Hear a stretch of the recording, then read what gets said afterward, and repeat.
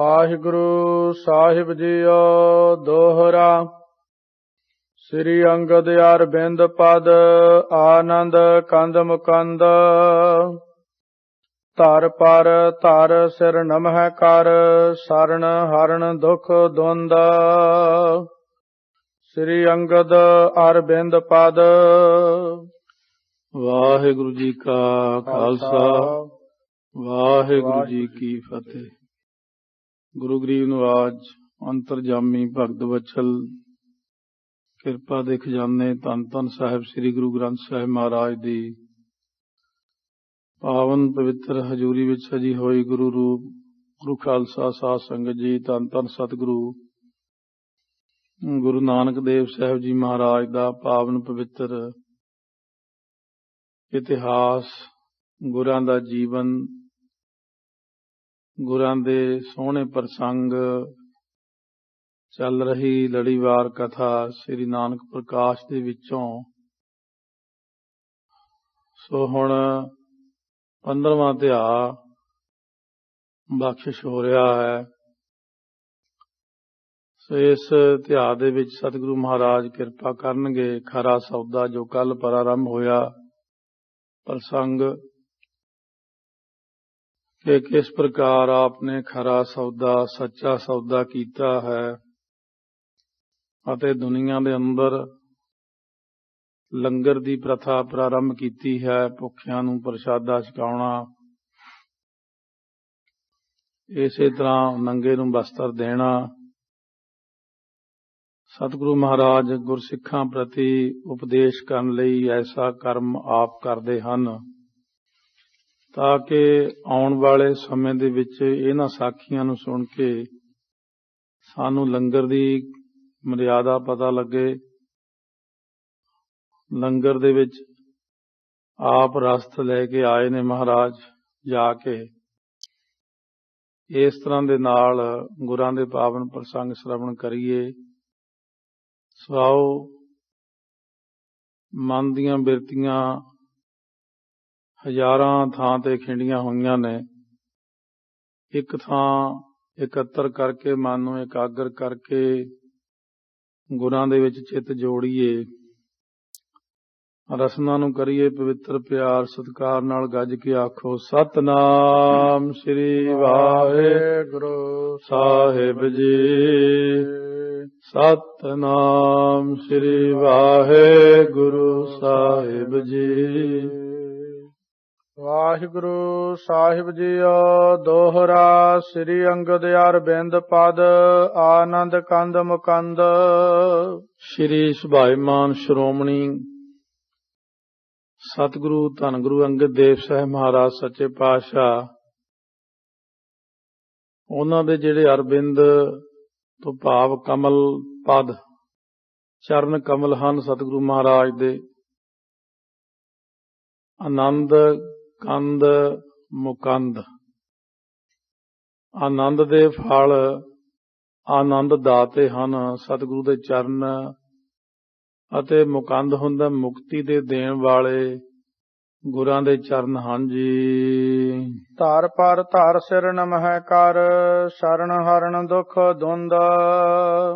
ਕਵੀ ਜੀ ਫਰਮਾਉਂਦੇ ਹਨ, ਆਪਾਂ ਸਾਰੇ ਹੀ ਧਰਤੀ ਦੇ ਉੱਤੇ ਰੱਖ ਕਰਕੇ ਮੱਥਾ ਧੰਨ ਗੁਰੂ ਅੰਗਦ ਦੇਵ ਸਾਹਿਬ ਮਹਾਰਾਜ ਨੂੰ ਬੜੇ ਪਿਆਰ ਨਾਲ ਮੱਥਾ ਟੇਕੀਏ। ਸ਼ਰਨ ਹਰਨ ਦੁੱਖ ਦੁੰਦ, ਵੱਡੇ ਵੱਡੇ ਜਿਹੜੇ ਦੁੱਖ ਨੇ ਉਹਨਾਂ ਨੂੰ ਸਤਿਗੁਰੂ ਮਹਾਰਾਜ ਜੀ ਕੱਟ ਦਿੰਦੇ ਹਨ, ਮੁਕਤੀ ਦੇ ਦਿੰਦੇ ਹਨ। ਇਸ ਕਰਕੇ ਚਰਨਾਂ ਕਮਲਾਂ ਪਰ ਧਰਤੀ ਉੱਤੇ ਸਿਰ ਧਰ ਕੇ ਮੱਥਾ ਟੇਕਦੇ ਹਾਂ ਗੁਰੂ ਅੰਗਦ ਦੇਵ ਮਹਾਰਾਜ ਨੂੰ। ਸ੍ਰੀ ਬਾਲਾ ਸੰਦਰ ਬਾਚ ਚੌਪਾਈ ਜਬ ਹਮ ਗਮਨੇ ਤਨ ਕੋ ਤਿਆਗੀ। ਸੋ ਇਸ ਤਰ੍ਹਾਂ ਕੱਲ ਦੇ ਪ੍ਰਸੰਗ 'ਚ ਆਪਾਂ ਸ਼ਰਵਣ ਕੀਤਾ ਸੀ ਕਿ 20 ਰੁਪਏ ਪਹਿਲਾਂ ਰੱਖੇ ਸੀ ਸੰਤ ਰੇਣ ਦੇ ਅੱਗੇ, ਪਰ ਉਹਨੇ ਕਿਹਾ ਕਿ ਮਾਇਆ ਤਾਂ ਅਸੀਂ ਲੈਂਦੇ ਨਹੀਂ, ਪਦਾਰਥ ਸੁੱਕੀ ਰਸਤ ਲਿਆ ਦਿਓ। ਸੁੱਕੀ ਰਸਤ ਲਿਆ ਦਿੱਤੀ, ਰੱਖ ਦਿੱਤੀ, ਕਹਿੰਦੇ ਅਸੀਂ ਤਿਆਰ ਕਰ ਦਿੰਦੇ ਹਾਂ ਪ੍ਰਸ਼ਾਦਾ। ਪਰ ਸੰਤ ਰੇਣ ਜੀ ਕਹਿਣ ਲੱਗੇ, ਨਹੀਂ, ਸਾਡੇ ਨਾਲ ਦੇ ਸਾਥੀ ਇਹ ਰਸੋਈ ਤਿਆਰ ਕਰ ਲੈਣਗੇ, ਤੁਸੀਂ ਬਸ ਹੁਣ ਕਿਰਪਾ ਕਰੋ, ਜਾਓ। ਇਸੇ ਤਰ੍ਹਾਂ ਇਹ ਚਲੇ ਗਏ। ਮਹਾਰਾਜ ਭਾਈ ਬਾਲਾ ਜੀ ਹੁਣ ਅੱਗੇ ਸੁਣਾਉਂਦੇ ਨੇ ਕਿ ਜਬ ਹਮ ਗਮਨੇ ਤਿਨ ਕੋ ਤਿਆਗੀ, ਕਿ ਜਦੋਂ ਅਸੀਂ ਚਲੇ ਗਏ ਨਾ ਉਹਨਾਂ ਸਾਧੂਆਂ ਨੂੰ ਰਸਤ ਦੇ ਕੇ ਉੱਥੋਂ ਛੱਡ ਕੇ, ਬੋਲੇ ਸੰਤ ਗਿਰਾਇ ਅਨੁਰਾਗੀ। ਉਸ ਵਕਤ ਉਹ ਜਿਹੜੇ ਸੰਤ ਸਨ, ਸੰਤ ਰੇਣ ਜੀ, ਉਹ ਬੜੀ ਪ੍ਰੇਮ ਭਰੀ ਬਾਣੀ ਬੋਲੇ। ਹਾਰ ਬਲਾ ਲਗ ਬਾਲ ਸੁਚਾਲੇ।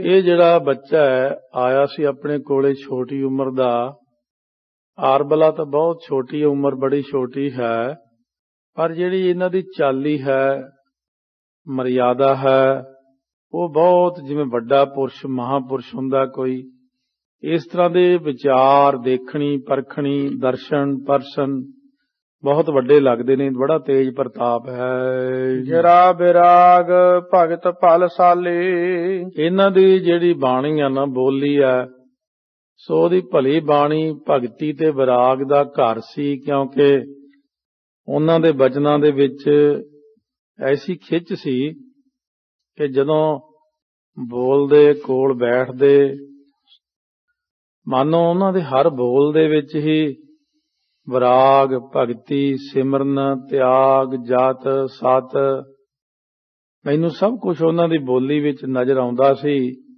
ਕਿ ਉਹ ਕਿੰਨੀ ਗੰਭੀਰਤਾ ਨਾਲ ਬਹੁਤ ਸੁੰਦਰ ਲਹਿਜੇ ਵਿੱਚ ਬਚਨ ਕਰਦੇ ਸਨ। ਤੁਮ ਸੋ ਆਨ ਕੀਨ ਬਹੁ ਭਾਉ। ਤੋ ਤੁਹਾਡੇ ਨਾਲ ਆ ਕੇ ਦੇਖੋ ਸੰਤ ਜੀ, ਉਹਨਾਂ ਨੇ ਕਿੰਨਾ ਭਾਉ ਪ੍ਰੇਮ ਕੀਤਾ ਹੈ। ਮ੍ਰਿਦਲ ਕਿਰਪਾਲ ਵਿਸਾਲ ਸੁਭਾਉ। ਬੜਾ ਹੀ ਮ੍ਰਿਦਲ ਤੋਂ ਭਾਵ ਕੋਮਲ, ਕਿਰਪਾਲੂ, ਵਿਸਾਲ ਹੁੰਦਾ, ਵੱਡਾ ਉਦਾਰ ਚਿੱਤ ਸੁਭਾਅ ਜਿਨ੍ਹਾਂ ਦਾ, ਜੋ ਬਹੁਤ ਸਾਰੇ ਲੋਕ ਸ਼ੋਸ਼ੇਬਾਜ਼ੀ ਛੱਡਦੇ ਹੁੰਦੇ ਨੇ, ਕਿ ਬਹੁਤ ਲੋਕਾਂ ਨੇ ਲਿਖਿਆ, ਆਪਣੀਆਂ ਕਈ ਪੁਸਤਕਾਂ ਲਿਖ ਦਿੱਤੀਆਂ ਸਾਧੂਆਂ ਨੇ, ਕਿ ਗੁਰੂ ਨਾਨਕ ਦੇਵ ਜੀ ਨੇ ਇਹ ਸੰਤ ਰੇਣ ਨੂੰ ਆਪਣਾ ਗੁਰੂ ਧਾਰਿਆ ਸੀ, ਕਿਉਂਕਿ ਜ਼ਿਆਦਾ ਵਿਚਰਨ ਕਰਕੇ ਬਹੁਤ ਪੁਸਤਕਾਂ ਵਿੱਚ ਜਾਂ ਥਾਂ ਥਾਂ ਤੇ ਇਹ ਗੱਲ ਪਹਿਲਾਂ ਤੋਂ ਲੈ ਕੇ ਚਲੀ ਆਉਂਦੀ ਆ। 20 ਰੁਪਏ ਤਾਂ ਮਹਾਰਾਜ ਨੇ ਊਂ ਦਿੱਤੇ ਸੀ ਵੀ ਭੋਜਨ ਛਕ ਲਓ। ਜਿਹੜੇ ਉਹਦੇ ਚੇਲੇ ਸੀ ਹੁਣ ਜਿਹੜੇ ਨੇ, ਉਹ ਕਈ ਥਾਈਂ ਲਿਖਿਆ ਹੋਇਆ ਕਿ ਗੁਰੂ ਨਾਨਕ ਸਾਹਿਬ ਨੇ ਸਰੀਰ ਕਰਕੇ ਸੰਤ ਰੇਣ ਨੂੰ ਆਪਣਾ ਗੁਰੂ ਧਾਰਿਆ। ਇਸ ਤਰ੍ਹਾਂ ਦੇ ਲੋਕ ਬਹੁਤ ਸਾਰੀਆਂ ਗੱਲਾਂ ਦੁਨੀਆ ਦੇ ਅੰਦਰ ਕਰਦੇ ਹੀ ਰਹਿੰਦੇ ਨੇ, ਆਪਣੇ ਆਪ ਨੂੰ, ਆਪਣੇ ਗੁਰੂ ਨੂੰ ਵੱਡਾ ਦਿਖਾਉਣਾ, ਜਾਂ ਹੋਰ ਵੀ ਬਹੁਤ ਸਾਰੇ ਲੋਕ ਐਸੇ ਇਹੀ ਜੀ ਕੋਝੀ ਜੀ ਗੱਲ ਕਰਦੇ ਨੇ, ਜਿਹਨੂੰ ਸੁਣ ਕੇ ਬੜਾ ਮਨ ਹੈਰਾਨ ਹੁੰਦਾ ਕਿ ਕਿੱਡੇ ਵੱਡੇ ਗੁਰੂ ਨਾਨਕ ਦੇਵ ਜੀ, ਉਹਨਾਂ ਨੇ ਅਕਾਲ ਪੁਰਖ ਨੂੰ ਗੁਰੂ ਧਾਰਿਆ। ਬਾਣੀ ਅੰਦਰ ਥਾਂ ਥਾਂ ਲਿਖਿਆ, ਗੁਰਾਂ ਨੇ ਲਿਖਿਆ, ਇੱਕ ਓੰਕਾਰ ਹੀ ਸਾਡਾ ਸਤਿਗੁਰ ਹੈ, ਪ੍ਰਸਾਦ ਉਹਦੀ ਹੀ ਕਿਰਪਾ ਹੈ। ਥਾਂ ਥਾਂ ਤੇ ਮਹਾਰਾਜ ਨੇ ਸ਼ਬਦ ਗੁਰੂ ਲਿਖਿਆ ਹੈ। ਪਰ ਜਿਹੜੇ ਬਹੁਤ ਜ਼ਿਆਦਾ ਘਟੀਆ ਜੇ ਲੋਕਾਂ ਦੇ ਵਿੱਚ ਮੰਦ ਬੁੱਧੀ ਹੁੰਦੀ ਆ, ਉਹ ਇਸ ਤਰ੍ਹਾਂ ਐਡੇ ਵੱਡੇ ਸਤਿਗੁਰੂ ਨਾਨਕ ਦੇਵ ਜੀ ਨੂੰ ਕਈ ਵਾਰ ਐਸੀਆਂ ਗੱਲਾਂ ਬੋਲ ਦਿੰਦੇ ਨੇ। ਇਹ ਦੱਸਣਾ ਨਹੀਂ ਸੀ, ਪਰ ਯੁੱਗ ਇਹੋ ਜਿਹਾ ਚੱਲ ਰਿਹਾ ਕਿ ਕੱਲ ਨੂੰ ਐਵੇਂ ਤੁਹਾਨੂੰ ਕੋਈ ਕਹਿ ਦੇਵੇ ਕੋਈ ਗੱਲ, ਤੁਸੀਂ ਗੁੱਸਾ ਕਰਨਾ ਵੀ ਅਸੀਂ ਤਾਂ ਕਥਾ 'ਚ ਸੁਣਿਆ ਨਹੀਂ। ਇਹ ਚੀਜ਼ਾਂ ਹੁੰਦੀਆਂ ਪਹਿਲਾਂ ਹੀ ਸੁਚੇਤ ਰਹਿਣ ਲਈ, ਤਾਂ ਕਿ ਕੋਈ ਕਹੇ ਆਪਾਂ ਸੁਚੇਤ ਰਹਿਣਾ ਪਹਿਲਾਂ ਹੀ, ਕਿਉਂਕਿ ਅਟੈਕ ਬੜਾ ਤਕੜਾ ਹੁੰਦਾ ਹਰ ਜਗ੍ਹਾ ਤੋਂ, ਮਹਾਰਾਜ ਤੇ, ਜੀਵਨ ਤੇ, ਬਾਣੀ ਤੇ, ਕਿੱਥੋਂ ਦੀ ਕਿੱਥੋਂ ਕੋਈ ਨਾ ਕੋਈ ਸ਼ੋਸ਼ਾ ਛੱਡ ਦਿੰਦਾ। ਇਹ ਗੁਰਸਿੱਖ ਨੂੰ ਪਹਿਲਾਂ ਹੀ ਸਾਵਧਾਨ ਰਹਿਣਾ ਚਾਹੀਦਾ। ਤੋ ਲੋਕਾਂ ਦੀ ਆਦਤ ਹੀ ਹੁੰਦੀ ਤਮਾਸ਼ਾ ਦੇਖਣ ਦੀ, ਤਾਂ ਤੇ ਇਹ ਵੀ ਨਾਲ ਨਾਲ ਵਿਚਾਰ ਮਨ ਦੇ ਅੰਦਰ ਰੱਖਣੀ। ਬੋਲਿਓ ਸੌਜ ਆਨ ਜਬ ਵੈਸੇ। ਸੋ ਬੋਲੇ ਇਸ ਪ੍ਰਕਾਰ ਕਿ ਜਦੋਂ ਉਹਨਾਂ ਨੇ ਸਾਜ ਸਮਾਨ ਜਿਹੜਾ ਸੀ, ਸੌਜ ਤੋਂ ਭਾਵ ਰਸਤ ਲਿਆ ਕੇ ਰੱਖੀ, ਸੰਤ ਰੇਣ ਜੀ ਕਹਿੰਦੇ ਨਾਲਦਿਆਂ ਨੂੰ ਕਿ ਮੇਰੇ ਅੱਗੇ ਜਦੋਂ ਆ ਕਰਕੇ ਗੁਰੂ ਨਾਨਕ ਦੇਵ ਜੀ ਬੈਠ ਗਏ। ਚਲਨ ਰਜਾਏ ਦੀਨ ਤੁਮ ਕੈਸੇ। ਸੋ ਉਹ ਤਾਂ ਕਹਿੰਦੇ ਸੀ ਕਿ ਅਸੀਂ ਪ੍ਰਸ਼ਾਦਾ ਤਿਆਰ ਕਰ ਦਿੰਨੇ ਆ, ਪਰ ਤੁਸੀਂ ਪਤਾ ਨਹੀਂ ਕਿਉਂ ਕਹਿਤਾ ਉਹਨਾਂ ਨੂੰ ਵੀ ਜਾਓ ਬੱਚਾ ਅਸੀਂ ਤਿਆਰ ਕਰ ਲਾਂਗੇ। ਕੀ ਗੱਲ ਹੋ ਗਈ? ਤੁਸੀਂ ਇੰਨੀ ਛੇਤੀ ਉਹਨਾਂ ਨੂੰ ਇਥੋਂ ਤੋਰ ਕਿਉਂ ਦਿੱਤਾ ਜੀ?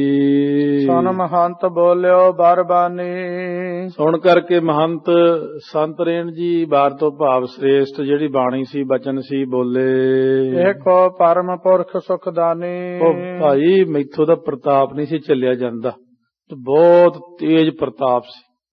ਤੋ ਸਾਹਮਣੇ ਬੈਠਣਾ ਮੇਰੇ ਲਈ ਔਖਾ ਹੋ ਗਿਆ ਸੀ, ਕਿਉਂਕਿ ਨਿਰੰਕਾਰ ਬੈਠਣ ਆ ਕੇ ਸਾਹਮਣੇ ਤੇ ਮਾੜੀ ਮੋਟੀ ਹਸਤੀ ਜਿਹੜੀ ਚਲੋ ਮੰਨਦੇ ਆ ਕਿ ਭਾਵੇਂ ਬਹੁਤ ਉੱਚੀ ਅਵਸਥਾ ਸੰਤ ਰੇਣ ਦੀ, ਕਾਫੀ ਉੱਚੀ ਅਵਸਥਾ ਮੰਨਦੇ ਆ, ਪਰ ਪ੍ਰਤਾਪ ਜਿਹੜਾ ਹੁੰਦਾ ਝੱਲਣਾ ਬਹੁਤ ਔਖਾ ਹੈ।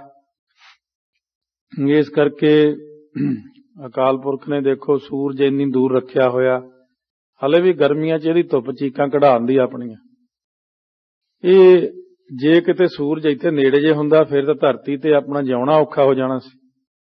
ਉਹਨਾਂ ਨੇ ਉਸ ਹਿਸਾਬ ਨਾਲ ਹੀ ਸਾਰੀਆਂ ਚੀਜ਼ਾਂ ਰੱਖੀਆਂ ਹੋਈਆਂ ਨੇ। ਸਮੁੰਦਰ ਧਰਤੀ ਤੋਂ ਬਹੁਤ ਨੀਵਾਂ ਜਿਹਾ ਹੀ ਰੱਖਿਆ ਹੋਇਆ, ਨਹੀਂ ਤਾਂ ਰੋਜ਼ ਹੀ ਛੱਲਾਂ ਵੱਜ ਕੇ ਧਰਤੀ ਡੋਬ ਦਿੰਦਾ ਹੈ। ਧੰਨ ਗੁਰੂ ਗ੍ਰੰਥ ਸਾਹਿਬ ਮਹਾਰਾਜ ਨੇ ਆਪਣਾ ਪ੍ਰਤਾਪ ਇੰਨਾ ਸ਼ਾਂਤ ਰੱਖਿਆ ਹੋਇਆ। ਬਹੁਤ ਸਾਰੇ ਲੋਕ ਖਿਲਵਾੜ ਕਰਦੇ, ਛੇੜਖਾਨੀ ਕਰਦੇ, ਗਲਤੀਆਂ ਕਰਦੇ ਨੇ, ਪਰ ਸਤਿਗੁਰੂ ਮਹਾਰਾਜ ਕਿਸੇ ਨੂੰ ਕੁਝ ਨਹੀਂ ਕਹਿੰਦੇ। ਹਲੇ ਸਤਿਗੁਰੂ ਕਹਿੰਦੇ ਨੇ ਮੈਂ ਇੱਕ ਸਿਧਾਂਤ ਬਣਾਇਆ, ਆਪੇ ਬੀਜ ਆਪੇ ਹੀ ਖਾਓ। ਦੇਖੋ ਬਈ ਜਿਹੀ ਜੀ ਸੇਵਾ ਕਰੋਗੇ, ਜਿਹੀ ਜੀ ਭਾਵਨਾ ਕਰੋਗੇ, ਜਿਹੀ ਜੀ ਸ਼ਰਧਾ ਕਰੋਗੇ, ਉਹੋ ਜਿਹਾ ਫਲ ਪ੍ਰਾਪਤ ਕਰ ਲਓਗੇ। ਇਸ ਕਰਕੇ ਸਤਿਗੁਰੂ ਮਹਾਰਾਜ ਗੁਰੂ ਨਾਨਕ ਦੇਵ ਜੀ ਨਿਰੰਕਾਰ ਜੀ ਨੇ ਆਪਣਾ ਤੇਜ ਪ੍ਰਤਾਪ ਕਦੇ ਪ੍ਰਗਟ ਨਹੀਂ ਕੀਤਾ ਸੰਸਾਰ ਦੇ ਸਾਹਮਣੇ, ਪਰ ਪ੍ਰਗਟ ਨਹੀਂ ਵੀ ਕਰਨੇ ਕਰਕੇ ਫੇਰ ਵੀ ਜਿੱਥੇ ਜਾ ਬੈਠਦੇ ਸਨ ਆਪੇ ਹੀ ਬੂਟੇ ਹਰੇ ਹੋ ਜਾਂਦੇ, ਬਾਗ ਹਰੇ ਹੋ ਜਾਂਦੇ, ਬੰਦੇ ਟੇਢੇ ਮਨਾਂ ਵਾਲਿਆਂ ਦੇ ਮਨ ਸਿੱਧੇ ਹੋ ਜਾਂਦੇ। ਇਉਂ ਗੁਰਾਂ ਦਾ ਦਰਸ਼ਨ ਦੇਖ ਕੇ ਹਰ ਇੱਕ ਖਿੱਚਿਆ ਜਾਂਦਾ, ਨਿਹਾਲ ਹੋ ਜਾਂਦਾ। ਕਲਾਵਾਨ ਗਿਆਨੀ ਗੁਣ ਖਾਨੀ। ਇਹ ਤਾਂ ਬਈ ਮਹਾਂਪੁਰਖ ਕਲਾਵਾਨ, ਬੜੀ ਸ਼ਕਤੀ ਵਾਲੇ, ਬ੍ਰਹਮ ਗਿਆਨ ਤੋਂ ਵੀ ਉੱਤੇ ਹੀ ਕੰਮ ਹੈ, ਗੁਣਾਂ ਦੀ ਖਾਣ ਨੇ। ਹਾਲਾਂਕਿ ਕਈ ਲਿਖ ਦਿੰਦੇ ਨੇ ਜਾਂ ਬੋਲਣ ਵਿੱਚ ਵੀ ਆਪਾਂ ਵੀ ਧਿਆਨ ਕਰ ਲਓ ਕਿ ਗੁਰੂ ਸਾਹਿਬ ਨੂੰ ਕਹਿਣਗੇ ਮਹਾਰਾਜ ਬ੍ਰਹਮ ਗਿਆਨੀ ਸਨ। ਬ੍ਰਹਮ ਦਾ ਗਿਆਨ ਬ੍ਰਹਮ ਗਿਆਨੀ ਨੂੰ ਹੁੰਦਾ, ਬ੍ਰਹਮ ਗਿਆਨੀ ਮਨੁੱਖ ਕੋਟੀ ਚ ਆਉਂਦੇ ਨੇ। ਅਭਿਆਸ ਕਰਕੇ ਉਹ ਕਿਸੇ ਅਵਸਥਾ ਤੱਕ ਪਹੁੰਚ ਕੇ ਬ੍ਰਹਮ ਗਿਆਨ ਪ੍ਰਾਪਤ ਕਰਦੇ ਨੇ। ਇੱਕ ਜਿਵੇਂ ਧਰਤੀ ਹੈ, ਧਰਤੀ ਸਾਰੀ ਕਿੱਡੀ ਵੱਡੀ ਹੈ, ਧਰਤੀ ਦਾ ਗਿਆਨ ਧਰਤੀ ਨੂੰ ਹੀ ਹੈ ਕਿ ਕਿੰਨੀ ਕੁ ਵੱਡੀ ਹੈ, ਇਹਦੇ ਵਿੱਚ ਕੀ ਕੀ ਪਿਆ। ਇੱਕ ਉਹ ਵਿਗਿਆਨੀ ਨੇ ਜਿਹੜੇ ਅਰਥ ਵਿਗਿਆਨੀ ਨੇ, ਉਹ ਇਹ ਕਹਿਣ ਕਿ ਮੈਂ ਸਾਰੀ ਧਰਤੀ ਦਾ ਗਿਆਨ ਮੈਨੂੰ ਹੈ, ਨਹੀਂ ਹੈ। ਇਸ ਕਰਕੇ ਇੱਕ ਬੰਦਾ ਤਾਂ ਹੈ ਕਿ ਬਚਪਨ ਤੋਂ ਪਹਿਲੀ ਕਲਾਸ ਤੋਂ ਲੈ ਕੇ ਪੜ੍ਹਿਆ, MA ਤੱਕ ਗਿਆ, ਕੋਰਸ ਕੀਤੇ, ਫਿਰ ਐਕਸਪੈਰੀਮੈਂਟ ਕੀਤੇ, ਫਿਰ ਉਹ ਕਹਿੰਦਾ ਮੈਂ ਇਹ ਚੀਜ਼ ਦਾ ਗਿਆਨ ਪ੍ਰਾਪਤ ਕੀਤਾ ਹੈ। ਇੱਕ ਉਹ ਆਪ ਹੀ ਹੈ। ਇਸੇ ਤਰ੍ਹਾਂ ਪਰਮੇਸ਼ਰ ਆਪ, ਜੇ ਉਹਨੂੰ ਕਹੀਏ ਵੀ ਪਰਮੇਸ਼ਰ ਨੂੰ ਜਾਂ ਗੁਰੂ ਨਾਨਕ ਸਾਹਿਬ ਨੂੰ ਬ੍ਰਹਮ ਗਿਆਨ ਸੀ, ਬ੍ਰਹਮ ਨੂੰ ਨਹੀਂ ਲੋੜ ਪੈਂਦੀ, ਉਹ ਤਾਂ ਖੁਦ ਹੀ ਜਾਣਦਾ ਸਭ ਕੁਝ। ਬ੍ਰਹਮ ਗਿਆਨੀ ਤਾਂ ਉਹ ਬ੍ਰਹਮ ਗਿਆਨੀਆਂ ਦੇ ਮਾਤਾ ਪਿਤਾ ਨੇ, ਵੱਡੇ ਨੇ ਸਭ ਤੋਂ। ਬ੍ਰਹਮ ਗਿਆਨ ਦੇਣ ਵਾਲੇ ਨੇ ਸਤਿਗੁਰੂ ਸਾਨੂੰ। ਇਸ ਕਰਕੇ ਕਈ ਵਾਰੀ ਜਿਹੜਾ ਸ਼ਬਦ ਵੀ ਪੜ੍ਹਦੇ ਹੁੰਦੇ ਨੇ, ਮਹਾਰਾਜ ਲਈ ਪੜ੍ਹ ਦੇਣਗੇ ਧੰਨ ਧੰਨ ਧੰਨ ਜਾਣੇ ਆਇਆ। ਜਾਨ ਅੱਖਰ ਹੁਣ ਮਹਾਰਾਜ ਲਈ ਵਰਤਿਆ ਨਹੀਂ ਜਾਂਦਾ, ਜਾਨ ਅੱਖਰ ਬ੍ਰਹਮ ਗਿਆਨੀਆਂ ਲਈ ਵਰਤਿਆ ਜਾਂਦਾ। ਬਾਬਾ ਬੁੱਢਾ ਜੀ ਹੋ ਗਏ, ਭਾਈ ਗੁਰਦਾਸ, ਭਾਈ ਬਿਧੀ ਚੰਦ, ਭਾਈ ਗੁਰਬਖਸ਼ ਸਿੰਘ ਰਾਮ ਕੁਐਰ ਵਰਗੇ, ਭਾਈ ਮਨੀ ਸਿੰਘ, ਇਹ ਧੰਨ ਧੰਨ ਜਨਾਂ ਚ ਆਉਂਦੇ ਨੇ। ਸਭ ਜਗਤ ਤਰਾਇਆ ਤੋਂ ਭਾਵ ਸਾਰੀ ਦੁਨੀਆ ਚ ਚੰਗੇ ਭਾਗਾਂ ਵਾਲੇ ਜਿੱਥੇ ਜਿੱਥੇ ਬੈਠੇ ਸੀ, ਸਾਰੀ ਦੁਨੀਆ ਤਾਰੀ ਉਹਨਾਂ ਨੇ। ਇਸ ਤਰ੍ਹਾਂ ਬ੍ਰਹਮ ਨੂੰ ਬ੍ਰਹਮ ਗਿਆਨੀ ਨਹੀਂ ਕਹਿਣਾ, ਬ੍ਰਹਮ ਬ੍ਰਹਮ ਹੀ ਹੈ ਅਤੇ ਉਹਦਾ ਗਿਆਨ ਪਿਆਰਿਆਂ ਨੂੰ ਅਭਿਆਸ ਕਰਕੇ ਮਿਹਨਤਾਂ ਮਸ਼ੱਕਤਾਂ ਕਰਕੇ ਹੋ ਜਾਂਦਾ ਹੈ। ਦੁਰਿਓ ਰਹਿ ਗਤ ਪਰਹਿ ਨ ਜਾਣੇ। ਕਹਿੰਦੇ ਦੁਰਿਓ ਰਹਿ, ਇਹ ਤਾਂ ਲੁਕੇ ਛਿਪੇ ਜਿਹੇ ਨੇ, ਛਿਪੇ ਰਹਿੰਦੇ ਨੇ। ਤਾਂ ਇਹਨਾਂ ਦੀ ਜਿਹੜੀ ਗਤ ਹੈ ਨਾ, ਮਰਿਆਦਾ ਹੈ, ਅਵਸਥਾ ਹੈ, ਅਸਲੀ ਹਾਲਤ ਹੈ, ਉਹ ਨਹੀਂ ਕੋਈ ਜਾਣ ਸਕਦਾ। ਮਹਾਰਾਜ ਕਿਉਂ ਆਪਣਾ ਪ੍ਰਤਾਪ ਇੰਨਾ ਪ੍ਰਗਟ ਨਹੀਂ ਕਰਦੇ ਸ੍ਰਿਸ਼ਟੀ ਤੇ? ਆਪਾਂ ਬਹੁਤ ਛੋਟੇ ਜਿਹੇ ਹਾਂ, ਕੀੜੇ ਕਿਰਮ ਜਿਹੇ ਆਪਾਂ। ਇਸ ਕਰਕੇ ਸਤਿਗੁਰੂ ਮਹਾਰਾਜ ਸਾਡੇ ਨਾਲ ਇਸ ਤਰ੍ਹਾਂ ਰਹਿੰਦੇ ਨੇ ਜਿਵੇਂ ਉਹਨਾਂ ਨੂੰ ਪਤਾ ਹੈ ਕਿ ਇਹ ਝੱਲ ਨਹੀਂ ਸਕੇਗਾ ਮੇਰਾ ਪ੍ਰਤਾਪ।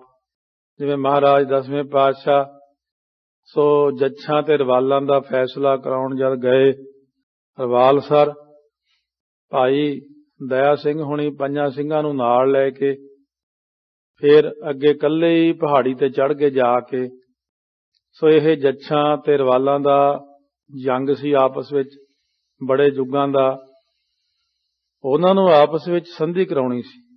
ਜਦੋਂ ਇਹ ਰਵਾਲ ਤਾਂ ਆ ਗਿਆ, ਰਵਾਲ ਗੰਢੀਲਾ, ਇਹ ਗਿੱਠੇ ਜੇ ਕੱਦ ਦਾ ਸੀ, ਇਹਨਾਂ ਦਾ ਰਾਜਾ ਜੰਗਲੀ ਜਿਹਾ ਕਾਲਾ ਜਿਹਾ, ਉਹ ਆ ਕੇ ਖੜ ਕੇ ਮੱਥਾ ਟੇਕਣ ਲੱਗ ਗਿਆ।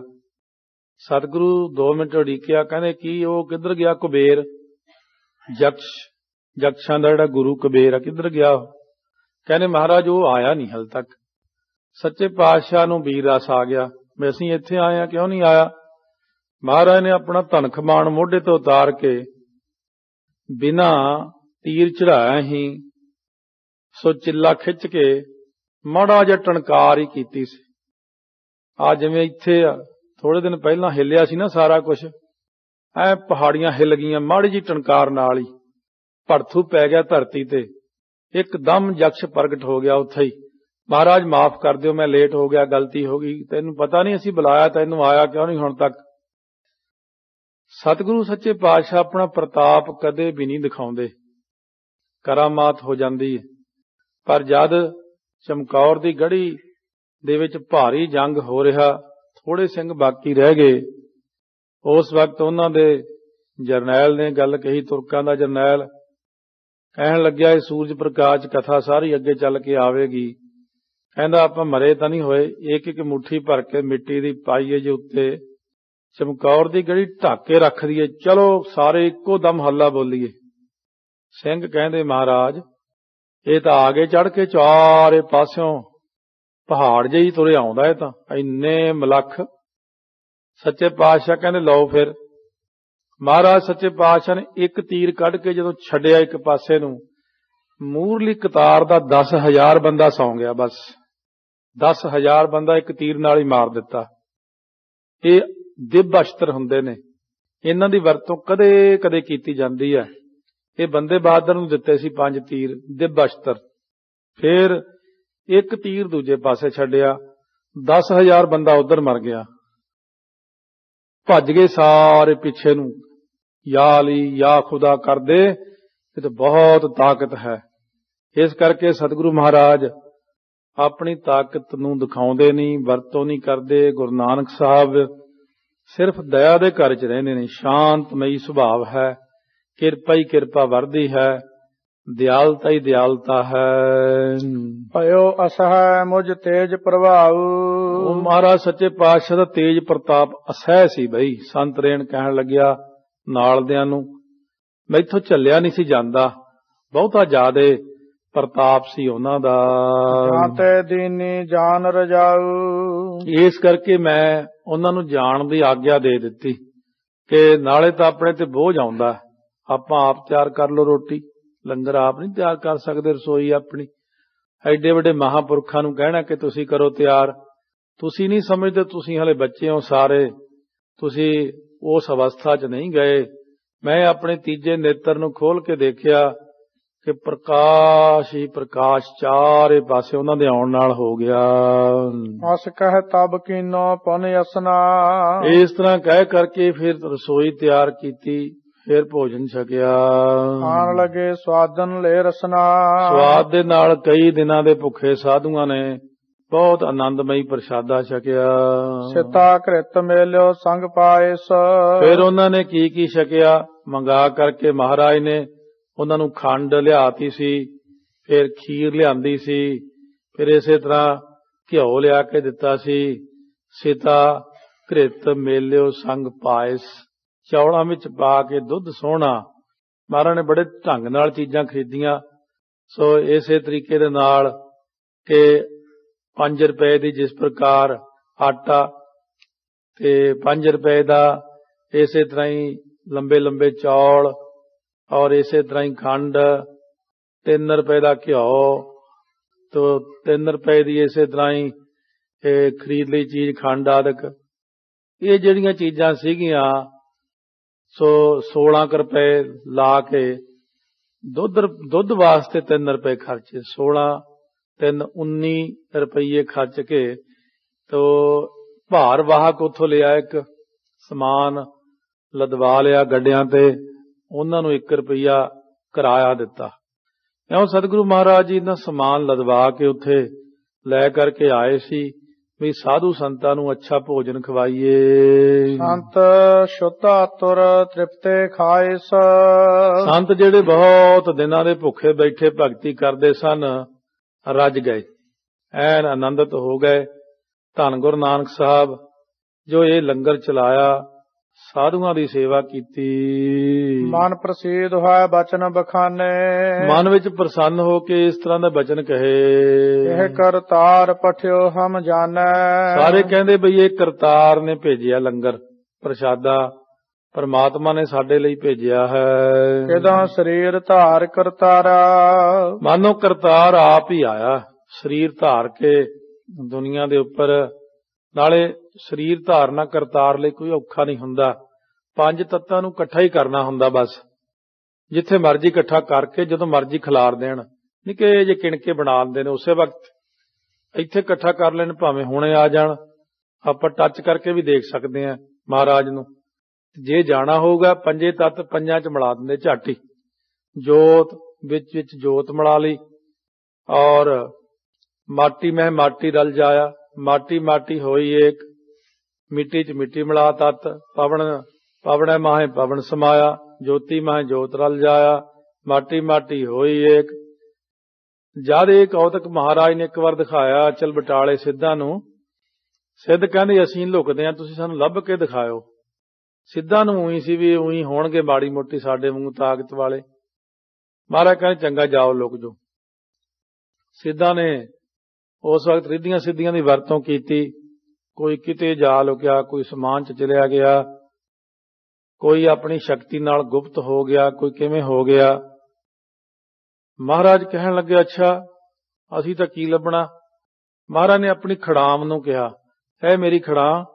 ਜਿੰਨੇ ਸਿੱਧ ਨੇ ਸਭ ਕੱਢ ਲਿਆ ਖੱਲਾਂ ਖੂੰਜਿਆਂ ਚ। ਖੜਾਮ ਗਈ ਹਰੇਕ ਸਿੱਧ ਦੇ ਸਿਰ ਚ ਵੱਜੇ, ਚੱਲ ਬਈ। ਉੱਥੇ ਆ ਕੇ ਮਹਾਰਾਜ ਦੇ ਮੂਹਰੇ ਡਿੱਗ ਪੈਣ, ਉੱਥੇ ਇਕੱਠੇ ਕਰ ਲਏ ਸਾਰੇ।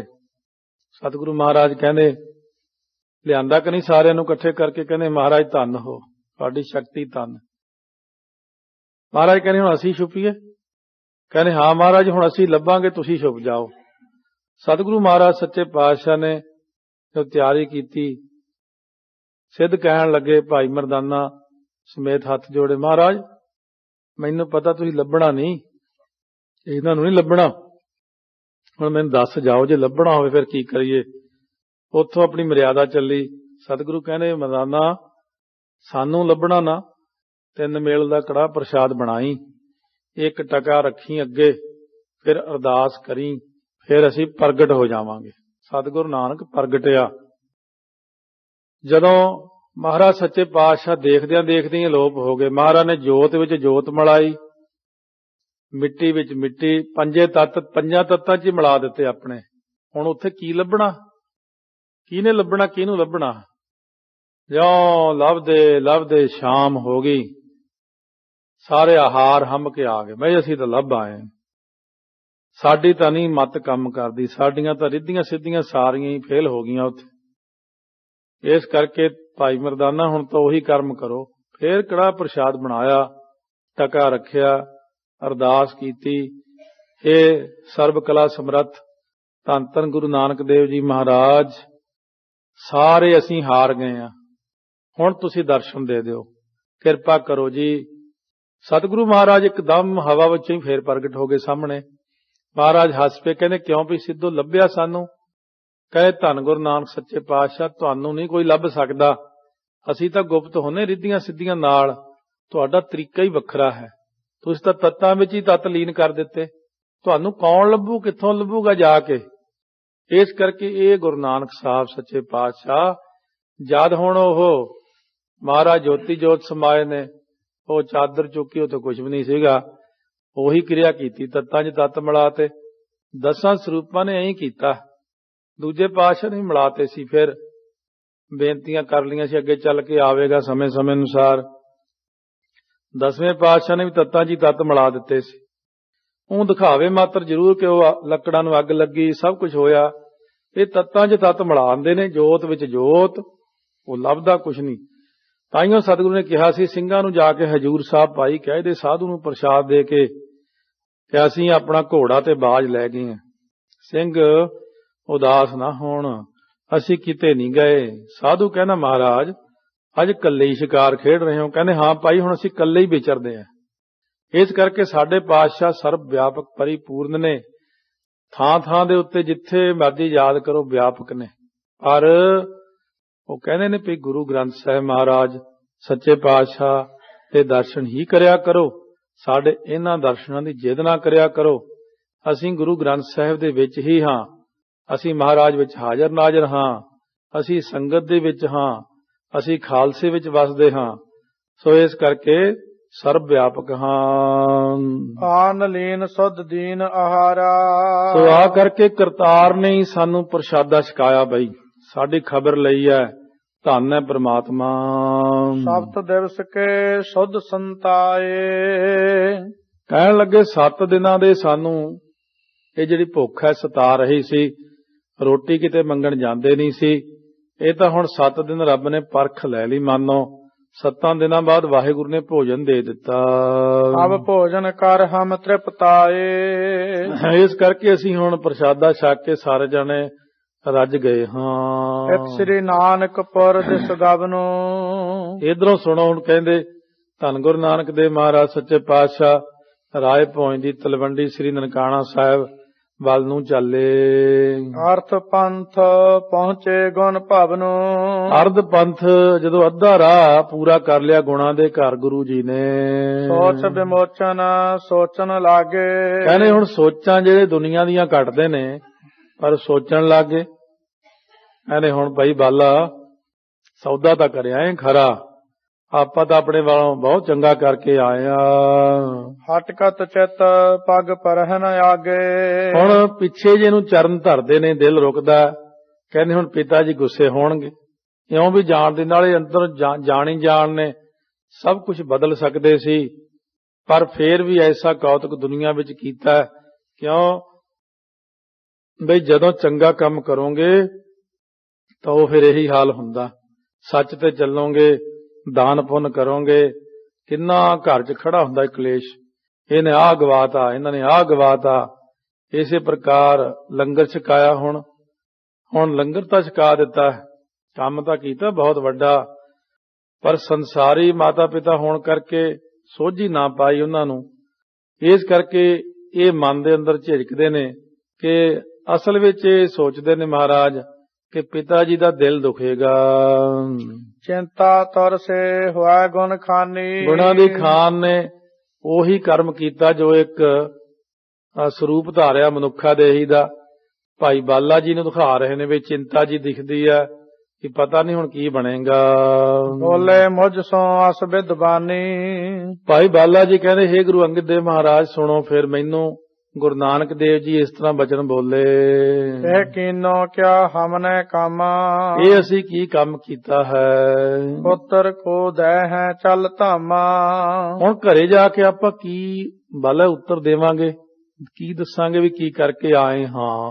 ਪਿਤ ਕੋ ਅਧਿਕ ਕ੍ਰੋਧ ਉਪਜੈ ਹੈ। ਪਿਤਾ ਜੀ ਨੂੰ ਬਹੁਤਾ ਗੁੱਸਾ ਦਵਾ ਦਿਆਂਗੇ ਆਪਾਂ। ਇੰਨੇ ਮਾਲਕ ਸ੍ਰਿਸ਼ਟੀ ਦੇ 20 ਰੁਪਏ ਉਹਨਾਂ ਵਾਸਤੇ ਔਖੇ ਪ੍ਰਗਟ ਕਰਨੇ, ਜਿੱਥੋਂ ਮਰਜੀ 20 ਰੁਪਏ ਦੇ ਸਕਦੇ ਮਾਇਆ ਦੇ ਮਾਲਕ ਸੱਚੇ ਪਾਤਸ਼ਾਹ। ਪਰ ਦੇਖੋ ਇੰਨਾ ਕੁਝ ਹੁੰਦਿਆਂ ਹੋਇਆਂ ਵੀ ਕੋਈ ਸ਼ਕਤੀ ਨਹੀਂ ਦਿਖਾ ਰਹੇ, ਫੇਰ ਵੀ ਜਾ ਕੇ ਪਿਤਾ ਜੀ ਤੋਂ ਮਾਰ ਖਾਣੀ ਹੈ। ਮੁਝ ਤੁਝ ਸੋਂ ਦੇ ਗਾਰ ਲਰੈ ਹੈ। ਭਾਈ ਹੁਣ ਮੈਨੂੰ ਪਿਤਾ ਜੀ ਦਾ ਸੁਭਾਅ ਪਤਾ ਹੈ, ਖੂਬ ਗਾਲਾਂ ਪੈਣੀਆਂ, ਆਪਾਂ ਨੂੰ ਮਾਰ ਪਵੇਗੀ ਹੁਣ ਦੋਨਾਂ ਨੂੰ। ਮੈਂ ਭਾਖਿਓ ਕਛ ਦੋਸ਼ ਨਾ ਮੇਰੋ। ਭਾਈ ਬਾਲਾ ਜੀ ਕਹਿੰਦੇ ਮੈਂ ਤਾਂ ਹੱਥ ਜੋੜ ਕੇ ਕਿਹਾ ਮਹਾਰਾਜ ਮੇਰਾ ਨਹੀਂ ਕੋਈ ਦੋਸ਼, ਮੈਂ ਤਾਂ ਤੁਹਾਨੂੰ ਪਹਿਲਾਂ ਕਹਿਤਾ ਸੀ ਵੀ ਆਪਾਂ ਇਹ ਕੰਮ ਨਾ ਕਰੀਏ। ਤੁਮ ਕੋ ਬਰਜ ਰਹਿਓ ਬਹੁ ਤੇਰੋ। ਬਹੁਤ ਵਰਜਿਆ ਤੁਹਾਨੂੰ, ਬਹੁਤ ਰੋਕਿਆ, ਪਰ ਮਹਾਰਾਜ ਜੀ ਤੁਸੀਂ ਰੋਕੇ ਨਹੀਂ ਹੋ। ਆਪ ਜਾਣ ਕੇ ਕੀਨ ਕੋ ਕਾਜੂ। ਤੁਸੀਂ ਇਹ ਆਪ ਜਾਣ ਬੁੱਝ ਕੇ ਕੁਕਾਜ ਕੀਤਾ, ਮਤਲਬ ਕਿ ਮਾਤਾ ਪਿਤਾ ਨੂੰ ਤਾਂ ਪਤਾ ਨਹੀਂ ਕਿ ਕਿਹੜਾ ਸੱਚਾ ਕੰਮ ਹੈ, ਖਰਾ ਸੌਦਾ, ਪਰ ਤੁਸੀਂ ਇਹ ਜਿਹੜਾ ਪੁੱਠਾ ਕੰਮ ਆਪ ਕੀਤਾ, ਹੁਣ ਮਾਰ ਪਵੇਗੀ। ਚਿੱਤ ਕਿਉ ਚਿੰਤ ਧਰੀ ਤੁਮ ਆਜੂ। ਹੁਣ ਚਿੱਤ ਦੇ ਵਿੱਚ ਅੱਜ ਕਿਉਂ ਤੁਸੀਂ ਚਿੰਤਾ ਧਰੀ ਹੋਈ ਹੈ ਜੀ? ਅਬ ਜਿਮ ਹੋਏ ਸਹ ਸੋ ਰੀਤੀ। ਹੁਣ ਜਿਵੇਂ ਹੋਵੇਗਾ ਜੀ ਉਸੇ ਰੀਤੀ ਨਾਲ ਸਹਿਣਾ ਵੀ ਤਾਂ ਪਵੇਗਾ ਨਾ। ਹੁਣ ਆਪਾਂ ਨੇ ਜਾਂ ਤਾਂ ਵਿੱਚੋਂ 2-4 ਰੁਪਏ ਦੀ ਹੁੰਦੀ ਚੀਜ਼ ਚੱਲ ਖਵਾ ਦਿੰਦੇ ਸਾਧੂਆਂ ਨੂੰ ਲੈ ਕੇ ਉੱਥੋਂ, ਤੁਸੀਂ ਤਾਂ 20 ਦੇ 20 ਰੁਪਏ ਲਾਤੇ, ਸਾਰੇ ਰੁਪਏ ਤਾਂ ਸਾਧੂਆਂ ਨੂੰ ਖਿਲਾ ਦਿੱਤੇ ਹਨ। ਸੁਧੀ ਹੋਏ ਅਥਵਾ ਬੈਪ੍ਰੀਤੀ। ਸੋ ਇਸ ਕਰਕੇ ਹੁਣ ਸਿੱਧੀ ਹੋ ਜਾਂ ਪੁੱਠੀ ਗੱਲ ਹੋਵੇ, ਮੁਝ ਕੋ ਚਿੰਤ ਨਾ ਏਕ ਵਿਆਪੇ। ਸੋ ਮੈਨੂੰ ਨਹੀਂ ਚਿੰਤਾ ਇਸ ਗੱਲ ਦੀ, ਗੱਲ ਪੁੱਠੀ ਹੋਵੇ ਜਾਂ ਸਿੱਧੀ ਹੋਵੇ। ਤਨ ਤੁਮਰਾ ਖਰਚਿਓ ਤੁਮ ਆਪੇ। ਕਿਉਂਕਿ ਮੈਨੂੰ ਤਾਂ ਨਹੀਂ ਚਿੰਤਾ, ਮੇਰੇ ਤਾਂ ਪੈਸੇ ਨਹੀਂ ਸੀਗੇ, ਪੈਸੇ ਤਾਂ ਤੁਹਾਡੇ ਸੀ, ਤੁਹਾਡੇ ਪਿਤਾ ਜੀ ਨੇ ਦਿੱਤੇ ਸੀ, ਤੁਸੀਂ ਉਹ ਖਰਚੇ ਨੇ, ਇਸ ਕਰਕੇ ਮੈਨੂੰ ਨਹੀਂ ਚਿੰਤਾ ਕਿ ਮੇਰੇ ਘਰ ਦੇ ਮੈਨੂੰ ਕੁੱਟਣਗੇ, ਮੈਂ ਤਾਂ ਤੁਹਾਡੇ ਨਾਲ ਗਿਆ ਸੀ ਬਸ। ਇਹ ਚਿੰਤਾ ਤੁਹਾਨੂੰ ਹੀ ਹੋਵੇਗੀ। ਬਹੁਰ ਨਾ ਮੈਂ ਤੁਮ ਸੇ ਕਛ ਸਿਆਣਾ। ਫਿਰ ਇਸ ਕਰਕੇ ਮੈਂ ਤੁਹਾਡੇ ਨਾਲੋਂ ਬਹੁਤਾ ਜ਼ਿਆਦਾ ਸਿਆਣਾ ਤਾਂ ਨਹੀਂ, ਤੁਸੀਂ ਤਾਂ ਬਹੁਤੇ ਜ਼ਿਆਦਾ ਸਿਆਣੇ ਹੋ ਜੀ। ਸਭ ਜਾਣਹਿਗੇ ਵੈਸ ਸਮਾਨਾ। ਸਾਰੇ ਕਹਿਣਗੇ ਵੀ ਇੱਕੋ ਜੀ ਉਮਰ ਹੈ, ਥੋੜਾ ਜਿਹਾ ਫਰਕ ਆਪਸ ਵਿੱਚ ਦੇਖਣ ਨੂੰ, 2-3-4 ਸਾਲ ਦਾ ਜਾਂ 5 ਸਾਲ ਦਾ ਕੀ ਬਾਹਲਾ ਫਰਕ ਹੁੰਦਾ ਕੋਈ। ਕੌਣ ਮੈਂ ਹੋ ਆਏ ਸੇ ਅਨਸਾਰੀ। ਫਿਰ ਦੇਖੋ ਜੀ ਤੁਸੀਂ ਵੱਡੇ ਹੋ, ਫਿਰ ਮੈਂ ਤਾਂ ਤੁਹਾਡੀ ਆਗਿਆ 'ਚ ਹੀ ਰਹਿਣਾ ਨਾ, ਕਿਉਂਕਿ ਤੁਸੀਂ ਫਿਰ ਵੀ ਸਾਡੇ ਨਾਲੋਂ ਵੱਡੇ ਹੋ ਜੀ। ਤਾ ਪਿਤ ਭੇਜੋ ਦਾਸ ਵਿਚਾਰੀ। ਮੈਂ ਉਹਨਾਂ ਦੀ ਵੀ ਆਗਿਆ ਵਿੱਚ ਆ, ਤੁਹਾਡੀ ਵੀ ਆਗਿਆ ਵਿੱਚ ਆ। ਤੁਹਾਡੇ ਪਿਤਾ ਜੀ ਨੇ ਮੈਨੂੰ ਦਾਸ ਜਾਣ ਕੇ ਤੁਹਾਡੇ ਨਾਲ ਭੇਜਿਆ ਕਿ ਭਈ ਇਹ ਸਾਡੇ ਕੰਮਕਾਰ ਕਰਦੇ ਹਨ।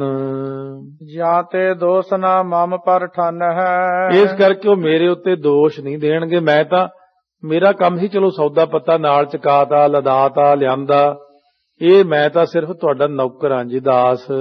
ਕਰਮ ਸੁਭਾ ਸੁਮ ਤੁਮਰੋ ਜਨ ਹੈ। ਸ਼ੁਭ ਜਾਂ ਅਸ਼ੁਭ ਕਰਮ ਹੁਣ ਤੁਸੀਂ ਹੀ ਜਾਣੋ ਮਹਾਰਾਜ ਜੀ। ਜਟੀ ਗਿਣਤ ਬੋਲਤ ਬਚ ਦਊ। ਇਉਂ ਗਿਣਤੀਆਂ ਗਿਣਦੇ ਦੋਨੇ ਬਚਨ ਕਰਦੇ ਆ ਰਹੇ ਨੇ।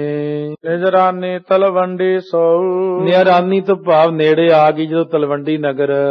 ਹੋ ਤੋ ਚੱਲ ਆਇਓ ਨਿਜ ਸਦਨਾ। ਭਾਈ ਬਾਲਾ ਜੀ ਕਹਿੰਦੇ ਮੈਂ ਤਾਂ ਜਦੋਂ ਪਿੰਡ ਦਾ ਰਸਤਾ ਜਾਂ ਸ਼ੁਰੂ ਉੱਥੋਂ ਮੈਂ ਤਾਂ ਹੱਥ ਜੋੜੇ, ਮੈਂ ਤਾਂ ਚੱਲਣਾ ਆਪਦੇ ਘਰੇ ਜੀ। ਪਰਨਾ ਪ੍ਰਵੇਸੇ ਪੰਕਜ ਬਦਨਾ। ਹੁਣ ਜਿਨ੍ਹਾਂ ਦਾ ਸੁੰਦਰ ਚਿਹਰਾ, ਕਮਲ ਸਰੀਖਾ, ਗੁਰੂ ਨਾਨਕ ਦੇਵ ਜੀ ਕਹਿੰਦੇ ਮੈਂ ਹੁਣ ਪਿੰਡ ਨਹੀਂ ਵੜਾਂਗਾ। ਏਕ ਤਾਲ ਜਲਹੀਨ ਜੋ ਦੂਰੀ। ਇੱਕ ਉੱਥੇ ਸੁੱਕਿਆ ਹੋਇਆ ਤਲਾਅ ਜਿਹਾ ਸੀ ਪਾਣੀ ਵਾਲਾ, ਉਹ ਡੂੰਘਾ ਜਿਹਾ ਸੁੱਕਿਆ ਹੋਇਆ ਜੰਗਲ ਦੇ ਵਿੱਚ। ਤਹ ਬੈਸੇ ਬੈਸ ਕੰਜਨ ਰੂਰੀ। ਸੋ ਉਸ ਸਥਾਨ ਦੇ ਉੱਤੇ ਧੰਨ ਗੁਰੂ ਨਾਨਕ ਦੇਵ ਮਹਾਰਾਜ ਸੱਚੇ ਪਾਤਸ਼ਾਹ ਸੁੰਦਰਤਾ ਦਾ ਸਰੂਪ ਭਾਗਾਂ ਵਾਲੇ ਥਾਂ ਤੇ ਭਾਗ ਲਾਉਣ ਲਈ ਸੱਜ ਕੇ ਜਾ ਕੇ ਵੀ ਚਲੋ ਹੁਣ ਇੱਥੇ ਹੀ ਜਾ ਕੇ ਬੈਠ ਜਾਂਦੇ ਹਾਂ। ਸੁਣਿਓ ਜਬ ਹੈ ਆਇਓ ਘਰ ਬਾਲਾ। ਹੁਣ ਗੱਲ ਪਿੰਡ ਦੀ ਉੜਦੀ ਉੜਦੀ ਬਾਬਾ ਕਲਿਆਣ ਚੰਦ ਜੀ ਕੋਲ ਵੀ ਪਹੁੰਚ ਗਈ। ਭਈ ਬਾਲਾ ਨਾਲ ਭੇਜਿਆ ਸੀ, ਉਹ ਇਕੱਲਾ ਹੀ ਆਇਆ ਤੇ ਮੇਰਾ ਪੁੱਤਰ ਨਹੀਂ ਆਇਆ। ਭਇਓ ਹਾਲ ਕਾਲੂ ਤਤਕਾਲਾ। ਇੱਕੋ ਇੱਕ ਪੁੱਤਰ ਹੋਣ ਕਰਕੇ 20 ਰੁਪਏ ਵੀ ਦਿੱਤੇ ਹੋਏ ਨੇ, ਗੱਲ ਵੱਡੀ ਜਿਹੜੀ, ਤੇ ਹੌਲ ਪੈ ਗਿਆ। ਇਹ ਗੱਲ ਕੀ ਹੋਈ ਭਈ ਬਾਬਾ ਸੋ ਕਲਿਆਣ ਚੰਦ ਜੀ ਸੋਚਦੇ ਨੇ ਮੇਰਾ ਪੁੱਤਰ ਨਹੀਂ ਆਇਆ। ਦਾਸ ਪਠਾਏ ਮੁਝ ਹੈ ਬਲਵਾਇਆ। ਫਿਰ ਨੌਕਰ ਭੇਜਿਆ, ਕਹਿੰਦੇ ਫਿਰ ਮੇਰੇ ਘਰੇ ਭੇਜ ਕੇ ਮੈਨੂੰ ਬੁਲਵਾ ਲਿਆ। ਕਰੂਰ ਬਿਲੋਕਤ ਬਚਨ ਅਲਾਇਆ। ਭਈ ਫਿਰ ਕਰੂਰ ਭਾਵ ਅੱਖਾਂ ਜੀਆਂ ਲਾਲ ਕਰਕੇ, ਕਿਉਂ ਬਈ ਤੂੰ ਕੱਲਾ ਹੀ ਆ ਗਿਆ, ਕਿੱਥੇ ਮੇਰਾ ਪੁੱਤਰ? ਗੁਰੂ ਨਾਨਕ 20 ਰੁਪਏ ਦਿੱਤੇ ਸੀ, ਕੀ ਲਿਆਂਦਾ ਹੈ? ਕਹਾਂ ਖਾਰ ਖਿਕ ਨਾਨਕ ਕਹਿਵਾ। ਦੇਖੋ ਇਹ ਪੈਸੇ ਦੀ ਬਿਰਤੀ ਹੁੰਦੀ ਆ, ਕਹਾਂ ਕਾਰਖਿਕ। ਪਹਿਲਾਂ ਨਹੀਂ ਪੁੱਛਿਆ ਨਾਨਕ ਕਹਿਵਾ ਗੁਰੂ ਨਾਨਕ ਸਾਹਿਬ ਕਿੱਥੇ, ਪਹਿਲਾਂ ਦੱਸ ਪੈਸੇ ਕਿੱਥੇ ਆ ਮੇਰੇ 20 ਰੁਪਈਏ ਜਿਹੜੇ ਸੀਗੇ, ਫੇਰ ਉਹ ਦੱਸ ਵੀ ਗੁਰੂ ਨਾਨਕ ਸਾਹਿਬ ਕਿੱਥੇ ਨੇ। ਕਿਉਂ? ਮਾਇਆਵੀ ਬਿਰਤੀ ਬਣੀ ਹੋਈ ਆ। ਸੋ ਇਸੇ ਪ੍ਰਕਾਰ ਜੋ ਇਹੀ ਮਾਇਆਵੀ ਬਿਰਤੀ ਹੁੰਦੀ ਆ, ਪਹਿਲਾਂ ਪੈਸੇ ਦੀ ਗੱਲ ਹੋਈ ਹੈ। ਤਜਿਓ ਸੰਗ ਕਿਉਂ ਪਾਛੇ ਰਹਿਵਾ, ਕਿਉਂ ਸੰਗ ਛੱਡਿਆ, ਕਿਉਂ ਪਿੱਛੇ ਛੱਡ ਕੇ ਆਏ ਹੋ, ਪਿੱਛੇ ਕਿਉਂ ਰਹਿ ਗਏ ਹਨ। ਬਨਜੋ ਬਨਜ ਕਿਦੋ ਤੁਮ ਨਾਹੀ, ਤੁਸੀਂ ਬਣਜ ਕੀਤਾ ਕਿ ਨਹੀਂ ਕੀਤਾ ਮੈਨੂੰ ਦੱਸੋ। ਬਿਨ ਦੀਏ ਸੁਧਗਾ ਨਿਜ ਘਰ ਮਾਹੀ, ਫਿਰ ਤੈਨੂੰ ਚਾਹੀਦਾ, ਤੈਨੂੰ ਇੱਥੋਂ ਭੇਜਿਆ ਸੀ ਉਹਨਾਂ ਨਾਲ, ਤੈਨੂੰ ਚਾਹੀਦਾ ਸੀ ਤੂੰ ਪਹਿਲਾਂ ਮੇਰੇ ਘਰੇ ਆਉਂਦਾ, ਮੈਨੂੰ ਦੱਸ ਕੇ ਜਾਂਦਾ, ਫਿਰ ਆਪਦੇ ਘਰੇ ਜਾਂਦਾ। ਤਾਂ ਤੂੰ ਆਪਣੇ ਘਰੇ ਕਿਉਂ ਗਿਆ ਪਹਿਲਾਂ? ਇਉਂ ਬਾਬਾ ਜੀ ਝਾੜ ਰਹੇ ਨੇ ਉਹਨੂੰ। ਕਿਹ ਨਗਰੀ ਮਹਿ ਤਿਹ ਕੋ ਸ਼ੋਰਾ, ਕਿਹੜੀ ਨਗਰੀ ਛੱਡ ਆਇਆ ਗੁਰੂ ਨਾਨਕ ਸਾਹਿਬ ਮਹਾਰਾਜ ਨੂੰ? ਕਿੱਥੇ ਛੱਡ ਕੇ ਆਇਆ ਮੇਰੇ ਪੁੱਤਰ ਨੂੰ? ਰੂਠ ਰਹਿਓ ਕਿਉਂ ਤੈ ਨਾ ਬਹੋਰਾ, ਮੈਨੂੰ ਲੱਗਦਾ ਉਹ ਰੁੱਸ ਗਏ ਹੋਣੇ ਤੇਰੇ ਨਾਲ। ਜੇ ਰੁੱਸੇ ਸੀ ਤਾਂ ਮੋੜ ਕੇ ਲਿਆਉਣੇ ਸੀ, ਕਿਉਂਕਿ ਉਹਨਾਂ ਦੇ ਸੁਭਾਅ ਨੂੰ ਮੈਂ ਜਾਣਦਾ।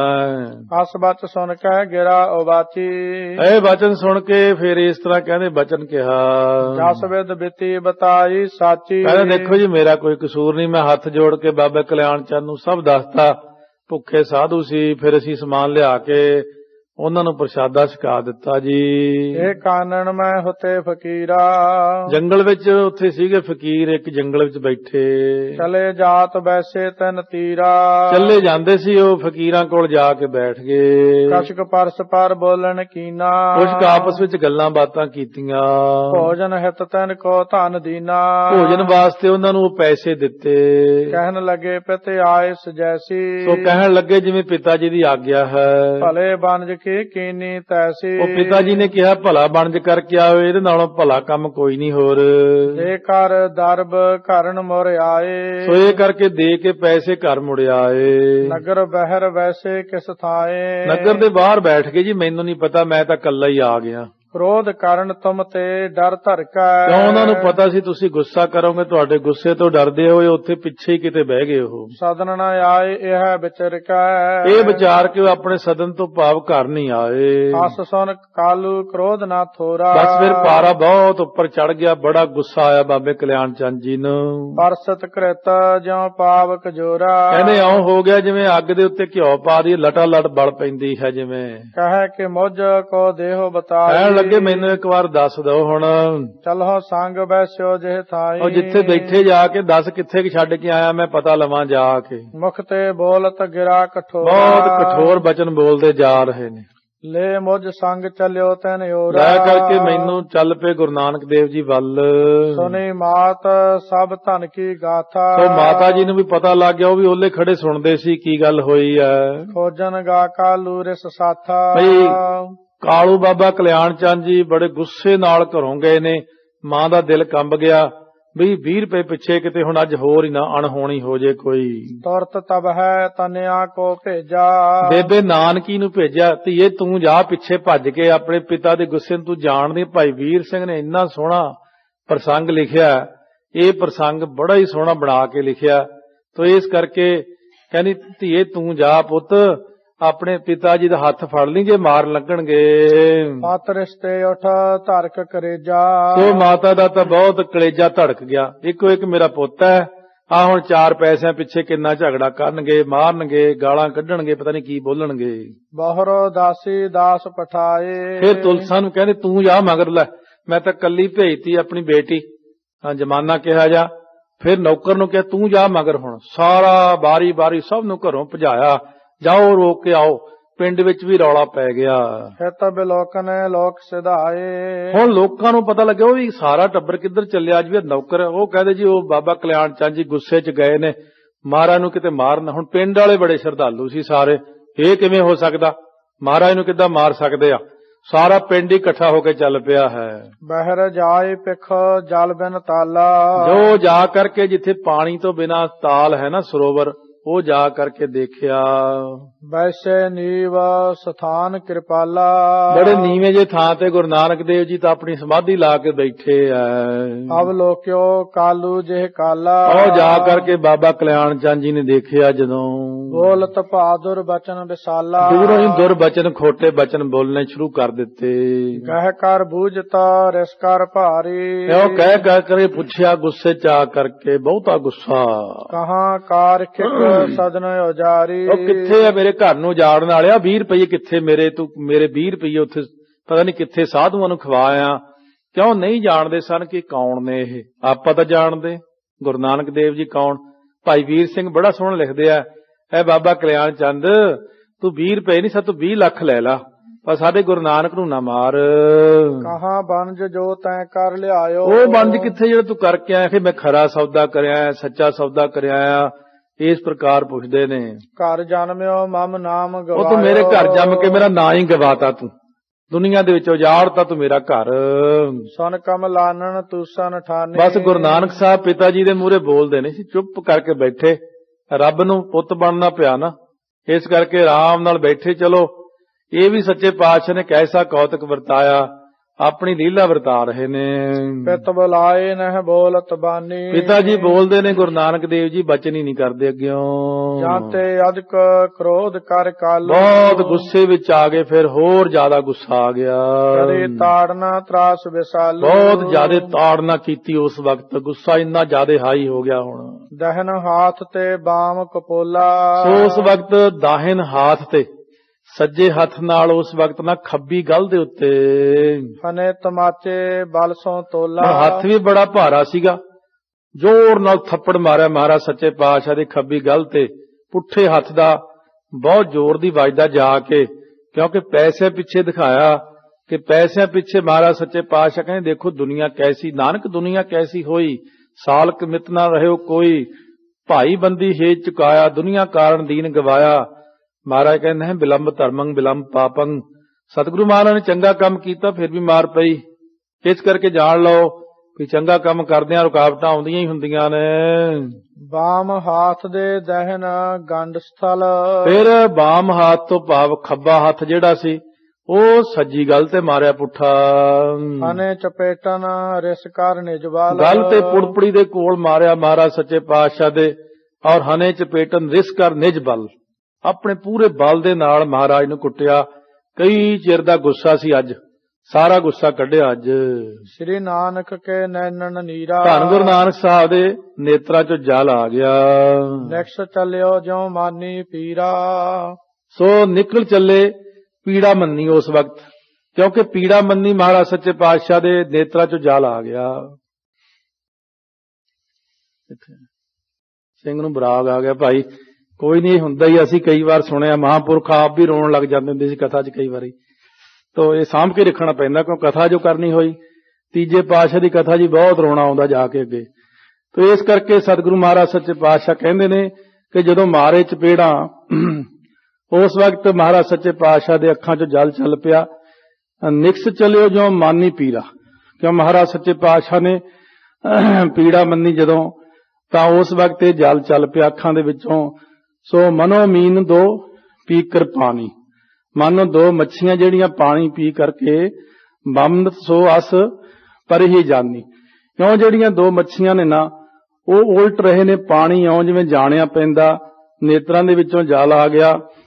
ਸੋ ਇਸ ਤਰ੍ਹਾਂ ਮਹਾਰਾਜ ਕਹਿੰਦੇ ਨੇ ਭਰੇ ਕਮਲ ਦਲ ਜਲ ਜਿਉਂ ਸੋਭਾ।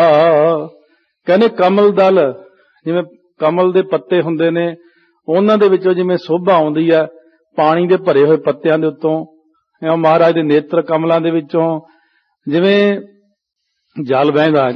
ਜੋ ਜਿਸ ਪ੍ਰਕਾਰ ਕਮਲ ਦਾ ਫੁੱਲ ਹੁੰਦਾ ਨਾ, ਕਹਿੰਦੇ ਉਹਦੇ ਉੱਤੇ ਔਂਸ ਪੈਂਦੀ ਸਵੇਰੇ, ਤੇ ਉਹਦੇ ਪੱਤਿਆਂ ਤੋਂ ਫਿਰ ਇੱਕ ਇੱਕ ਟੇਪਾ ਡਿੱਗਦਾ ਪਾਣੀ ਦਾ।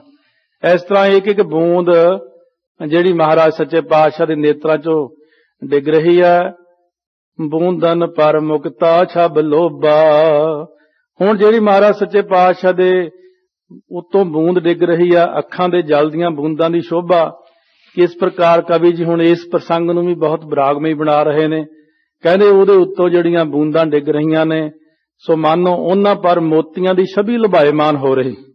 ਗੁਰੂ ਨਾਨਕ ਸਾਹਿਬ ਦੇ ਅੱਖਾਂ ਵਿੱਚੋਂ ਜਿਹੜੇ ਜਲ ਡਿੱਗਦਾ ਨਾ, ਗੋਲ ਗੋਲ ਟੇਪਾ, ਕਹਿੰਦੇ ਮੋਤੀ ਵੀ ਦੇਖ ਕੇ ਹੈਰਾਨ ਹੁੰਦੇ ਨੇ ਵੀ ਇੰਨੇ ਸੋਹਣੇ ਤਾਂ ਅਸੀਂ ਵੀ ਨਹੀਂ ਹੈਗੇ, ਜਿੰਨਾ ਜਲ ਸੋਹਣਾ ਇਹਨਾਂ ਦੀ ਅੱਖਾਂ 'ਚ ਆ ਰਿਹਾ। ਮਾਨੋ ਮੋਤੀ ਨੂੰ ਮਾਣ ਪਾ ਰਹੇ ਮਹਾਰਾਜ ਸੱਚੇ ਪਾਤਸ਼ਾਹ। ਸੋਹਤ ਪਰ ਗਏ ਨੀਲ ਕਪੋਲਾ, ਗੱਲਾਂ ਦੇ ਉੱਤੇ ਨੀਲ ਪੈ ਗਏ ਮਹਾਰਾਜ ਸੱਚੇ ਪਾਤਸ਼ਾਹ ਦੇ। ਸੋ ਇਸ ਤਰੀਕੇ ਨਾਲ ਜਿਉਂ ਉਤਪਲ ਪਰ ਅਲਿਨ ਅਡੋਲਾ, ਜਿਵੇਂ ਕਮਲਾਂ ਦੇ ਉੱਤੇ ਭੌਰੇ ਦੋ ਟਿਕੇ ਹੋਣ ਨਾ ਕਾਲੇ ਰੰਗ ਦੇ, ਇਸ ਤਰ੍ਹਾਂ ਮਹਾਰਾਜ ਦੀ ਦੋਨਾਂ ਗੱਲਾਂ ਦੇ ਉੱਤੇ ਨੀਲ ਪੈ ਗਏ। ਕਿਉਂਕਿ ਪੈਸਿਆਂ ਪਿੱਛੇ ਮਾਰ ਪਈ। ਸਤਿਗੁਰੂ ਧੰਨ ਨੇ, ਤਿੰਨਾਂ ਲੋਕਾਂ ਦੇ ਮਾਲਕ ਨੇ। ਫੇਰ ਵੀ ਦੇਖੋ ਕੈਸਾ ਕੌਤਕ ਰਚਾਤਾ। ਮਹਾਰਾਜ ਐਸਾ ਕੌਤਕ ਨਾ ਹੀ ਰਚਾਉਂਦੇ, ਪਰ ਸਤਿਗੁਰੂ ਸੱਚੇ ਪਾਤਸ਼ਾਹ ਕਹਿੰਦੇ ਮੈਂ ਤੁਹਾਨੂੰ ਭਾਣਾ ਮੰਨ ਕੇ ਦਿਖਾਉਣਾ। ਤਾਕਤ ਹੁੰਦਿਆਂ ਹੋਇਆਂ ਵੀ ਕੁਛ ਨਹੀਂ ਕਹਿਣਾ, ਮਾਂ ਬਾਪ ਦਾ ਇੰਨਾ ਸਤਿਕਾਰ ਕਰਨਾ। ਹਲ ਤਾਂ ਬਹੁਤ ਕੁਛ ਆਉਣਾ ਅੱਗੇ ਚੱਲ ਕੇ, ਸੱਸ ਨੇ ਲੜਨਾ ਉਹ ਆਉਣਾ, ਮਾਂ ਬਾਪ ਨੇ ਰੋਣਾ ਉਹ ਲਾਉਣਾ। ਮਹਾਰਾਜ ਸੱਚੇ ਪਾਤਸ਼ਾਹ ਜਦੋਂ ਵੀ ਆਉਂਦੇ ਘਰ ਦੇ ਵਿੱਚ ਰੌਲਾ ਪੈਂਦਾ। ਬੇਬੇ ਨਾਨਕੀ ਨੇ ਕਹਿਣਾ ਵੀਰ ਜੀ ਮੈਂ ਤਾਂ ਤੁਹਾਨੂੰ ਸਮਝਦੀ ਆ ਵੀ ਇਹ ਨਹੀਂ ਨਾ ਸਮਝਦੇ ਸਾਰੇ ਜਾਣੇ। ਇਸ ਕਰਕੇ ਸਤਿਗੁਰੂ ਸੱਚੇ ਪਾਤਸ਼ਾਹ ਇੱਕ ਵਾਰੀ ਜਿਵੇਂ ਸਿੱਧਾ ਨੇ ਅਕਾਲ ਪੁਰਖ ਵਾਹਿਗੁਰੂ ਨੂੰ ਬੇਨਤੀ ਕੀਤੀ ਕਿ ਅਕਾਲ ਪੁਰਖ ਜੀ ਸਾਨੂੰ ਗਰੀਬੀ ਦੇ ਦਿਓ। ਅਕਾਲ ਪੁਰਖ ਜੀ ਕਹਿਣ ਲੱਗੇ 3 ਪਾਈਆ ਗਰੀਬੀ ਤਾਂ ਗੁਰੂ ਨਾਨਕ ਦੇ ਕੋਲੇ ਕੱਲੇ ਕੋਲੇ ਹੀ, ਤੇ ਪਾਈਆ ਗਰੀਬੀ ਗਊਆਂ ਕੋਲੇ ਆ, ਕਿਲੋ ਹੀ ਗਰੀਬੀ ਮੇਰੇ ਘਰ 'ਚ ਹੁੰਦੀ ਆ। ਤੇ ਇਸ ਕਰਕੇ ਕਹਿੰਦੇ 3 ਪਾ ਗਰੀਬੀ ਆ ਗੁਰੂ ਨਾਨਕ ਸਾਹਿਬ ਕੋਲੇ। ਧੰਨ ਗੁਰੂ ਨਾਨਕ ਸਾਹਿਬ ਇੰਨੇ ਵੱਡੇ, ਜੇ ਤਾਂ ਤੁਸੀਂ ਕਿਤੇ ਵਰਤ ਲਓ ਨਾ ਮਹਾਰਾਜ ਨਾਲ ਪ੍ਰਗਟ ਕਰਕੇ, ਫਿਰ ਤੁਹਾਨੂੰ ਪਤਾ ਲੱਗੇ ਕਿੰਨੀ ਨਿਮਰਤਾ ਹੈ, ਬਹੁਤ ਹੀ ਜ਼ਿਆਦਾ ਨਿਮਰਤਾ ਹੈ। ਨਾਲੇ ਆਪਾਂ ਕਿੰਨੇ ਛੋਟੇ ਆ ਹਲੇ, ਫੇਰ ਵੀ ਜੇ ਆਪਾਂ ਕਹਿੰਦੇ ਸੋਚ ਵੀ ਲਈਏ ਮੈਨੂੰ ਪਿਆਸ ਲੱਗੀ, ਆਪ ਹੀ ਪਾਣੀ ਗਲਾਸ 'ਚ ਪਾ ਲਿਆਉਂਦੇ, ਲੈ ਮੈਨੂੰ ਪਾਣੀ ਪਿਆਉਣਾ, ਮੈਂ ਤੈਨੂੰ ਫਲ ਖਵਾਉਣਾ। ਦੇਖੋ ਸੰਗਤ ਨੂੰ ਲੰਗਰ ਵਰਤਾਈ ਜਾਣਗੇ, ਹੋਰ ਹੀ ਰੂਪ ਧਾਰ ਕੇ ਕਈ ਵਾਰੀ ਰੂਪ ਹੀ ਬਦਲ ਕੇ ਆ ਜਾਂਦੇ ਨੇ, ਸੰਗਤ ਦੀ ਸੇਵਾ ਕਰਦੇ ਨੇ। ਇਹ ਇੰਟਰਨਲ ਚੀਜ਼ਾਂ ਸਾਰੀਆਂ, ਇਹ ਕੌਤਕ ਜਿਨ੍ਹਾਂ ਨੂੰ ਦਿਖਦੇ ਨੇ ਤਾਂ ਉਹਨਾਂ ਨੂੰ ਤਾਂ ਪਤਾ ਹੈ। ਬਾਕੀ ਜੋ ਲੋਕ ਵਿਚਾਰੇ ਜਿਨ੍ਹਾਂ ਦੀਆਂ ਮੋਟੀਆਂ ਅੱਖਾਂ ਬਾਬੇ ਕਲਿਆਣ ਚੰਦ ਵਾਂਗੂ, ਉਹਨਾਂ ਨੂੰ ਤਾਂ ਕੁਝ ਵੀ ਨਹੀਂ ਗਿਆਨ ਹੈ। ਇਸ ਕਰਕੇ ਕਹਿੰਦੇ ਨੇ ਕਿਦੋਂ ਹੋਤੋ ਅਕਲੰਕ ਮਯੰਕਾ। ਕਹਿੰਦੇ ਗੁਰੂ ਨਾਨਕ ਦੇਵ ਮਹਾਰਾਜ ਸੱਚੇ ਪਾਤਸ਼ਾਹ ਸਰੂਪ ਐਸਾ ਹੈ ਜਿਵੇਂ ਅਕਲੰਕ, ਕਲੰਕ ਤੋਂ ਰਹਿਤ, ਜਿਵੇਂ ਚੰਦਰਮਾ ਹੁੰਦਾ ਨਾ। ਕਹਿੰਦੇ ਇੰਨਾ ਸੋਹਣਾ ਗੋਲ ਗੋਲ ਚਿਹਰਾ, ਗੋਰਾ ਗੋਰਾ, ਲਾਲ ਲਾਲ ਗੱਲਾਂ, ਵਿੱਚ ਡੂੰਘ ਮਾੜੇ ਮਾੜੇ ਪੈਂਦੇ ਨੇ, ਵੱਡੇ ਵੱਡੀਆਂ ਅੱਖਾਂ ਚਿੱਟੀਆਂ ਚਿੱਟੀਆਂ ਸੋਹਣੀਆਂ ਜਿਵੇਂ ਹਰਨ ਦੀਆਂ ਅੱਖਾਂ ਹੁੰਦੀਆਂ ਨੇ, ਮੱਥਾ ਚੰਦਰਮਾ ਵਰਗਾ ਸੋਹਣਾ ਚਮਕਦਾ। ਤਿੰਨਾਂ ਲੋਕਾਂ ਦੇ ਮਾਲਕ ਨੇ। ਪਰ ਫੇਰ ਵੀ ਅੱਜ ਦੱਸਿਆ ਕਿ ਲੰਗਰ ਛਕਾਉਣ ਪਿੱਛੇ, ਇਹ 20 ਰੁਪਈਆਂ ਪਿੱਛੇ ਇੰਨਾ ਰੌਲਾ ਪਿਆ ਆਪਸ ਵਿੱਚ। ਮ੍ਰਿਗਸ਼ਾਲਾ ਤੇ ਭਇਓ ਸੁਅੰਕਾ। ਸੋ ਜਿਵੇਂ ਮ੍ਰਿਗਸ਼ਾਲਾ ਤੇ ਭਇਓ ਸੁਅੰਕਾ, ਜਿਸ ਪ੍ਰਕਾਰ ਕਹਿੰਦੇ ਨੇ ਮਿਰਗ ਦੀ ਛਾਇਆ ਵਿੱਚ ਨਿਸ਼ਾਨ ਪੈ ਗਿਆ ਮਾਨੋ। ਸੋ ਪਹਿਲਾਂ ਤਾਂ ਬਿਲਕੁਲ ਦੱਸਿਆ ਕਿ ਚੰਦਰਮਾ ਜਿਵੇਂ ਗੋਲ, ਬਿਨਾਂ ਉਹਦੇ ਤੋਂ ਉਹਦਾ ਮਿਰਗ ਜਿਹਾ ਦਿਖਦਾ ਵਿੱਚ ਉਹਦੇ। ਕਹਿੰਦੇ ਜਦੋਂ ਬਾਬਾ ਕਲਿਆਣ ਚੰਦ ਜੀ ਨੇ ਮਾਰਿਆ ਤਾਂ ਉਹ ਦੇਖੋ ਕਹਿੰਦੇ ਜਿਵੇਂ ਉਹਦੇ ਵਿੱਚ ਦਿਖਦਾ ਨਾ ਮਿਰਗ ਜਿਹਾ, ਇਹ ਦੋਨਾਂ ਗੱਲਾਂ ਦੇ ਉੱਤੇ ਕਾਲੇ ਨਿਸ਼ਾਨ ਪੈ ਗਏ। ਪਹੁੰਚੇ ਨਿਕਟ ਨਾਨਕੀ ਤੂਰਨ। ਬੇਬੇ ਨਾਨਕੀ ਜੀ ਭੱਜ ਕੇ ਜਾ ਕੇ ਦੌੜ ਕੇ ਗਏ ਨੇ। 5 ਸਾਲ ਵੱਡੇ ਸੀ ਮਹਾਰਾਜ ਸੱਚੇ ਪਾਤਸ਼ਾਹ ਤੋਂ। ਬੇਬੇ ਦੀ ਉਮਰ ਉਦੋਂ ਕੋਈ 17 ਸਾਲ ਦੀ ਹੋਣੀ ਆ। ਪਿਤ ਕਰ ਗਹਿਓ ਸੋ ਰਿਸਮੈ ਪੂਰਨ। ਜੋ ਬਹੁਤ ਗੁੱਸੇ 'ਚ ਪਿਤਾ ਜੀ ਮਾਰਦੇ ਤੁਰੇ ਜਾ ਰਹੇ ਸੀ, ਉਸ ਵਕਤ ਭੱਜ ਕੇ ਜਾ ਕੇ ਬੇਬੇ ਨੇ ਹੱਥ ਫੜ ਲਿਆ। ਪਿਤਾ ਜੀ ਤੁਸੀਂ ਇਹ ਕੀ ਕਰਦੇ ਹੋ? ਉਸ ਵਾਰ ਜਾ ਕਰਕੇ ਝਿੜਕਿਆ, ਰੋਕਿਆ, ਕਿਉਂਕਿ ਜਦੋਂ ਗੁੱਸਾ ਬਹੁਤ ਉੱਤੇ ਹੋਵੇ, BP ਹਾਈ ਹੋ ਜੇ, ਕੰਟਰੋਲ ਕਰਨਾ ਬਹੁਤ ਔਖਾ। ਇਸ ਕਰਕੇ ਜਿਹੜਾ ਫਿਰ ਉਹ ਹੱਥ ਫੜ ਕੇ ਸਮਝਾ, ਪੁੱਤ ਤੁਹਾਡਾ ਪੁੱਤ 20 ਰੁਪਏ ਪਿੱਛੇ ਮਾਰੀ ਜਾਂਦੇ ਹੋ, 20 ਰੁਪਏ ਨੂੰ ਲੱਭਦਾ? ਹਾਂ ਮੇਰਾ ਪੁੱਤ ਹੈ। ਫੇਰ ਮਾੜੀ ਜੀ ਸ਼ਾਂਤੀ ਆਈ। ਬਾਹਰ ਬਿਲੋਕਨ ਲੋਕ ਜੇ ਆਏ। ਉਹ ਪਿੰਡ ਦੇ ਲੋਕ ਹੀ ਮਗਰ ਬਹੁਤ ਭੱਜੇ ਆਏ, ਚਲੋ ਬਈ ਛਡਾਈਏ। ਚੱਲ ਕਰਕੇ ਕਲਿਆਣ ਚੰਦ ਦਾ ਤਾਂ ਗੁੱਸਾ ਹੀ ਬਹੁਤ ਭੈੜਾ ਹੈ। ਵਰਜੋ ਬਹੁਤ ਭਾਂਤ ਸਮਝਾਏ। ਫਿਰ ਬਹੁਤ ਤਰੀਕੇ ਨਾਲ ਸਮਝਾਇਆ ਸਾਰਿਆਂ ਲੋਕਾਂ ਨੇ। ਸਾਤੋਂ ਲੈ ਲਾ, ਪੈਸੇ ਲੈ ਲਾ, ਹਾਲੇ ਤਾਂ ਬਾਬੇ ਰਾਏ ਬਲਾਰ ਨੇ ਚੰਗੀ ਰੇਲ ਬਣਾਉਣੀ ਆ। ਸੁਖ ਸਾਗਰ ਕੋ ਲੈ ਨਿਜ ਸੰਗਾ। ਸੁਖਾਂ ਦੇ ਸਮੁੰਦਰ ਗੁਰੂ ਨਾਨਕ ਦੇਵ ਜੀ ਨੂੰ ਨਾਲ ਲੈ ਕੇ। ਨਰ ਪਹੁੰਚਤਾ ਮੁਖ ਪ੍ਰੇਮ ਉਮੰਗਾ। ਸਾਰੀ ਮਾਨੋ ਸੰਗਤ ਹੈ, ਉਹ ਪਿੰਡ ਦੇ ਲੋਕ ਸੰਗਤ ਹੈ ਗੁਰੂ ਨਾਨਕ ਸਾਹਿਬ ਦੀ। ਮੁੱਖ ਪੂੰਝਦੇ ਆਉਂਦੇ ਨੇ। ਮਹਾਰਾਜ ਸੱਚੇ ਪਾਤਸ਼ਾਹ ਕੈਸਾ ਕੌਤਕ ਵਰਤਾ ਰਹੇ ਹਨ। ਮ੍ਰਿਦੁਲ ਗਿਰਾ ਕਹਿ ਦੇਤ ਦਿਲਾਸਾ, ਕੋਮਲ ਕੋਮਲ ਬਚਨ ਕਹਿ ਕੇ ਦਿਲਾਸਾ। ਕੋਈ ਨਹੀਂ ਪੁੱਤ, ਇਹ ਨਾ ਸੁਭਾਅ ਹੀ ਹੈ ਸ਼ੁਰੂ ਤੋਂ ਲੈ ਕੇ। ਇਹ ਤਾਂ ਫਲਾਣੇ ਨੂੰ ਐ ਕਹਿੰਦੇ, ਇਹ ਤਾਂ ਫਲਾਣੇ, ਇਹ ਤਾਂ ਰੈਵਲਾਰ ਦੇ ਮੂਹਰੇ ਵੀ ਕਈ ਵਾਰ ਬੋਲ ਪੈਂਦੇ ਆ। ਇਹੋ ਜਿਹੇ ਬੰਦੇ ਦਾ ਗੁੱਸਾ ਨਹੀਂ ਕਰਦਾ, ਦਿਲ ਦਾ ਮਾੜਾ ਨਹੀਂ, ਉਤੋਂ ਹੀ ਕੌੜਾ ਇਹ। ਮੰਦ ਮੰਦ ਗਮ ਨੇ ਪੁਰ ਆਸਾ, ਹੌਲੀ ਹੌਲੀ ਸੱਚੇ ਪਾਤਸ਼ਾਹ ਐਡਾ ਪਰਉਪਕਾਰ ਕਰਕੇ ਆਏ ਨੇ, ਫੇਰ ਵੀ ਇੰਨੀ ਮਾਰ, ਫਿਰ ਨਗਰ ਵੱਲ ਚਲੇ ਗਏ ਹਨ। ਮਾਤ ਬਿਲੋਕਤਾ ਲੋਚਨ ਲਾਈ, ਮਾਤਾ ਵਿਚਾਰੀ ਤ੍ਰਿਪਤਾਂ ਦਰਵਾਜ਼ੇ 'ਚ ਖੜੀ, ਕਦੇ ਇੱਧਰ ਦੇਖਦੀ ਕਦੇ ਇੱਧਰ ਦੇਖਦੀ, ਮੇਰਾ ਪੁੱਤ ਕਦੋਂ ਆਵੇਗਾ। ਪੂਰਨ ਪ੍ਰੇਮ ਬਹਿਰ ਪੁਰ ਆਈ, ਹੁਣ ਮਾਂ ਦਾ ਦਿਲ ਹੁੰਦਾ ਨਾ, ਟਿਕ ਨਹੀਂ ਸਕਿਆ, ਉਹਨੂੰ ਪਤਾ ਮੇਰਾ ਪਤੀ ਕੈਸਾ। ਮਾਂ ਹੌਲੀ ਹੌਲੀ ਹੌਲੀ ਪ੍ਰੇਮ ਡੋਰ ਦੀ ਖਿੱਚੀ ਹੋਈ ਪਿੰਡੋਂ ਹੀ ਬਾਹਰ ਆ ਗਈ। ਸਜਲ ਬਿਲੋਚਨ ਸਤਹ ਬਿਲੋਕੀ, ਸਹਿਤ ਜਲ ਦੇ ਜਦੋਂ ਗੁਰੂ ਨਾਨਕ ਸਾਹਿਬ ਦੇ ਨੇਤਰ ਦੇਖੇ ਨਾ, ਜਲ ਵਗਦਾ। ਭਈ ਪ੍ਰੇਮ ਕੀ ਉਮੰਗ ਅਰੋਕੀ, ਪ੍ਰੇਮ ਦੇ ਨਾਲ ਉਮੰਗ ਆਈ ਵਾਲਾ, ਨਾ ਰੁਕਣ ਵਾਲਾ ਉਛਾਲ ਆ ਗਿਆ। ਕੰਠ ਲਗਾਏ ਨੈਣ ਭਰ ਆਏ, ਮਾਤਾ ਨੇ ਜਦੋਂ ਕੰਠ ਨਾਲ ਲਾਇਆ ਗੁਰੂ ਨਾਨਕ ਸਾਹਿਬ ਨੂੰ, ਮਾਤਾ ਵੀ ਰੋਣ ਲੱਗ ਪਈ। ਅਸਰ ਸੰਗ ਸਤਿਅੰਗ ਪਿਘਾਏ, ਇੰਨਾ ਰੋਈ ਮਾਤਾ ਕੇ ਪੁੱਤ ਦੇ ਸਾਰੇ ਕੱਪੜੇ ਹੀ ਭਿੱਜ ਗਏ ਮਾਤਾ ਦੇ ਰੋਣ ਨਾਲ। ਆਨ ਸਦਨ ਮਹਿ ਬਦਨ ਨਿਹਾਰੀ, ਆ ਕਰਕੇ ਘਰ ਦੇ ਵਿੱਚ ਚਿਹਰਾ ਦੇਖਿਆ। ਪੌਛਤ ਚਾਰ ਬਿਲੋਚਨ ਬਾਰੀ, ਉਸ ਵਕਤ ਅੱਖਾਂ 'ਚੋਂ ਜਾਲ ਆ ਰਿਹਾ, ਬਹੁਤ ਪਹੁੰਚਦੀ ਆ ਮਾਤਾ ਆਪਣੇ ਪੱਲੇ ਨਾਲ। ਸਤਨਾ ਕਰਹੁ ਕਾਰਜ ਅਬ ਕਉ, ਉਸ ਵਕਤ ਮਾਤਾ ਕਹਿੰਦੀ ਕੀ ਲੋੜ ਆ ਕੰਮ ਕਰਨ ਦੀ, ਪੁੱਤ ਤੂੰ ਕੰਮ ਨਾ ਕਰਿਆ ਕਰ। ਨਾਨਕ ਤੂੰ ਬਚਪਨ ਤੋਂ ਲੈ ਕੇ ਤੇਰਾ ਸੁਭਾਅ ਸਾਧੂਆਂ ਵਾਲਾ, ਸੰਤਾਂ ਵਾਲਾ, ਨਿਮਰਤਾ ਵਾਲਾ, ਤੇਰੇ ਪਿਤਾ ਨੂੰ ਪਤਾ ਨਹੀਂ ਕੀ ਲੱਗਿਆ ਰਹਿੰਦਾ, ਹਰ ਟਾਈਮ ਪੈਸੇ 20 ਦੇ 21 ਬਣਾ ਲਾ, 22 ਬਣਾ ਲਾ, ਬਸ ਇਹੀ ਕਰਦੇ ਰਹਿੰਦੇ ਨੇ। ਮਾਤਾ ਹੁਣ ਜੋ ਮਨ ਚ ਆਉਂਦਾ, ਫਿਰ ਮਾਤਾ ਨੂੰ ਵੀ ਗੁੱਸਾ ਆ ਗਿਆ। ਵਿਚ ਰਹਾ ਪੁਰ ਮਹਿ ਸ਼ੇਸ਼ਾ ਹੋਊ, ਬਸ ਤੂੰ ਇਉਂ ਕਰਿਆ ਆਪਣੀ ਇੱਛਾ ਅਨੁਸਾਰ ਨਗਰ ਚ ਜਿੱਥੇ ਤੇਰਾ ਜੀ ਕਰਦਾ ਜਾ ਬੈਠ, ਖਾ ਪੀ। ਬਹੁਤ ਪੈਸਾ ਦਿੱਤਾ ਮਹਾਰਾਜ ਨੇ ਆਪਾਂ ਨੂੰ। ਜੇ ਨਾ ਕਰੋਗੇ ਕੋ ਵਿਵਹਾਰਾ, ਜੇ ਕੋਈ ਕੰਮ ਵੀ ਨਾ ਕਰੋਗੇ ਤੁਸੀਂ, ਨਹਿ ਬਿਗੜੈ ਕਛ ਹੋਏ ਨਾ ਰਾਰਾ। ਇੱਥੇ ਕੁਛ ਨਹੀਂ ਵਿਗੜਨ ਲੱਗਿਆ, ਨਾ ਕੋਈ ਝਗੜਾ ਹੋਣ ਲੱਗਿਆ। ਥੋੜੀ ਜ਼ਮੀਨ ਆ, ਆਪਣੇ ਕੋਲ ਪੈਸਾ ਬਥੇਰਾ ਪਿਆ ਹੈ। ਸਦਨ ਦੀਨ ਸੁਖ ਸਰਬ ਵਿਧਾਤਾ, ਘਰ ਦਿੱਤਾ, ਸਾਰੇ ਸੁੱਖ ਦਿੱਤੇ ਵਿਧਾਤਾ ਨੇ ਆਪਾਂ ਨੂੰ। ਬੈਠੇ ਸਦਾ ਰਹੋ ਰੰਗ ਰਾਤਾ, ਬਸ ਤੂੰ ਪੁੱਤ ਮੇਰੇ ਸਾਹਮਣੇ ਬਹਿ ਕੇ ਇੱਥੇ ਰੱਬ ਦਾ ਨਾਮ ਲੈ ਜਾਇਆ ਕਰ। ਤੈਨੂੰ ਇੱਥੇ ਬੈਠੇ ਨੂੰ ਰੋਟੀ ਦੇਣੀ ਆ, ਸਭ ਕੁਝ ਦੇਣਾ, ਕੱਪੜਾ ਲੀੜਾ ਦੇਣਾ। ਮੈਂ ਤੈਨੂੰ ਬਿਲਕੁਲ ਨਹੀਂ ਜਾਣ ਦੇਣਾ ਕਿਸੇ ਕੰਮ ਤੇ। ਹੁਣ ਕੇਤਕ ਮਾਨਵ ਦੇਖਣ ਹਾਰੇ, ਕਿੰਨੇ ਕੁ ਬੰਦੇ ਜਿਹੜੇ ਦੇਖਣ ਵਾਲੇ, ਹੁਣ ਨਗਰ 'ਚ ਪਤਾ ਲੱਗ ਗਿਆ, ਭੀੜ ਲੱਗ ਗਈ ਘਰ ਦੇ ਮੂਹਰੇ। ਜਸਪਦ ਗਏ ਰਾਏ ਕੇ ਦੁਆਰੇ, ਹੁਣ ਕਈ ਬੰਦੇ ਜਿਹੜੇ ਬਹੁਤ ਜਾਣਦੇ ਕਿ ਰਾਏ ਬਲਾਰ ਨੇ ਤਾਂ ਸਾਰੇ ਕੌਤਕ ਦੇਖੇ ਨੇ। ਜਸਪਦ ਹੁੰਦਾ, ਬੜੀ ਛੇਤੀ ਨਾਲ ਰਾਏ ਬਲਾਰ ਨੂੰ ਜਾ ਕੇ ਉਹਨਾਂ ਨੇ ਦੱਸਿਆ। ਜਹ ਬੈਸਿਓ ਨੇ ਜੋ ਸਭਾ ਲਗਾਈ, ਜਿੱਥੇ ਆਪਣੀ ਸਭਾ ਲਾ ਕੇ ਰਾਏ ਬਲਾਰ ਬੈਠਾ ਸੀ, ਕਹਾਂ ਜਾਏ ਸਭ ਬਾਤ ਸੁਣਾਈ। ਉੱਥੇ ਜਾ ਕਰਕੇ ਸਾਰੀ ਗੱਲ ਸੁਣਾਈ। 20 ਰਜਤ ਪਣ ਕਾਲੂ ਨੰਦਨ, ਆ 20 ਰੁਪਏ ਦਿੱਤੇ ਸੀ ਬਾਬਾ ਕਲਿਆਣ ਚੰਦ ਨੇ ਆਪਣੇ ਪੁੱਤਰ ਨੂੰ। ਦੀਨੇ ਸੰਤਨ ਕੋ ਕਰ ਬੰਦਨ, ਸੰਤਾਂ ਨੂੰ ਉਹਨਾਂ ਨੇ ਮੱਥਾ ਟੇਕਤਾ, ਉੱਥੇ ਉਹ ਰੁਪਈਏ ਉੱਥੇ ਪ੍ਰਸ਼ਾਦਾ ਛਕਾਤਾ। ਦਇਆ ਜੁਗਤ ਜਹ ਮ੍ਰਿਦਲ ਸੁਭਾਉ। ਹੁਣ ਤੁਹਾਨੂੰ ਪਤਾ ਵੀ ਗੁਰੂ ਨਾਨਕ ਸਾਹਿਬ ਦਾ ਸੁਭਾਅ ਬਹੁਤਾ ਹੀ ਦਿਆਲੂ ਹੈ, ਕੋਮਲ ਹੈ, ਬੜੇ ਮਿੱਠੜੇ ਸੁਭਾਅ ਵਾਲੇ ਹਨ। ਨਗਨ ਸ਼ੁਦਾ ਤੁਰ ਪਿਖ ਨ ਸਕਾਉ। ਗੁਰੂ ਨਾਨਕ ਸਾਹਿਬ ਨੰਗਾ ਬੰਦਾ, ਭੁੱਖਾ ਬੰਦਾ ਨਹੀਂ ਦੇਖ ਸਕਦੇ। ਉਹ ਜਦੋਂ ਹੀ ਉਹਨੂੰ ਦਿੰਦੇ ਘਰੋਂ ਕੱਪੜਾ ਲਿਆ ਕੇ, ਰੋਟੀ ਲਿਆ ਕੇ, ਵੀ ਰੋਟੀ ਖਾ ਲਾ। ਦਾਤਾਰ ਪਾਸ਼ਾ 84 ਲੱਖ ਜੋ ਨੂੰ ਪਾਈ, ਰਿਜਕ ਦਿਆ ਸਭ ਹੂੰ ਕਬ ਸਦਕਾ, ਵਾਹ ਗੁਰੂ ਤੇਰਾ ਸਭ ਸਦਕਾ। ਇਹ ਉਹੀ ਰੱਬ ਆਇਆ ਧਰਤੀ ਤੇ। ਕਾਲੂ ਹਨੇ ਚਪੇਟਣ ਜੋਰਾ, ਉਹ ਬਾਬਾ ਕਲਿਆਣ ਚੰਦ ਨੇ ਉਹ 20 ਰੁਪਏ ਪਿੱਛੇ ਦੇਖੋ ਉਹਨਾਂ ਨੂੰ ਕਿੰਨਾ ਮਾਰਿਆ।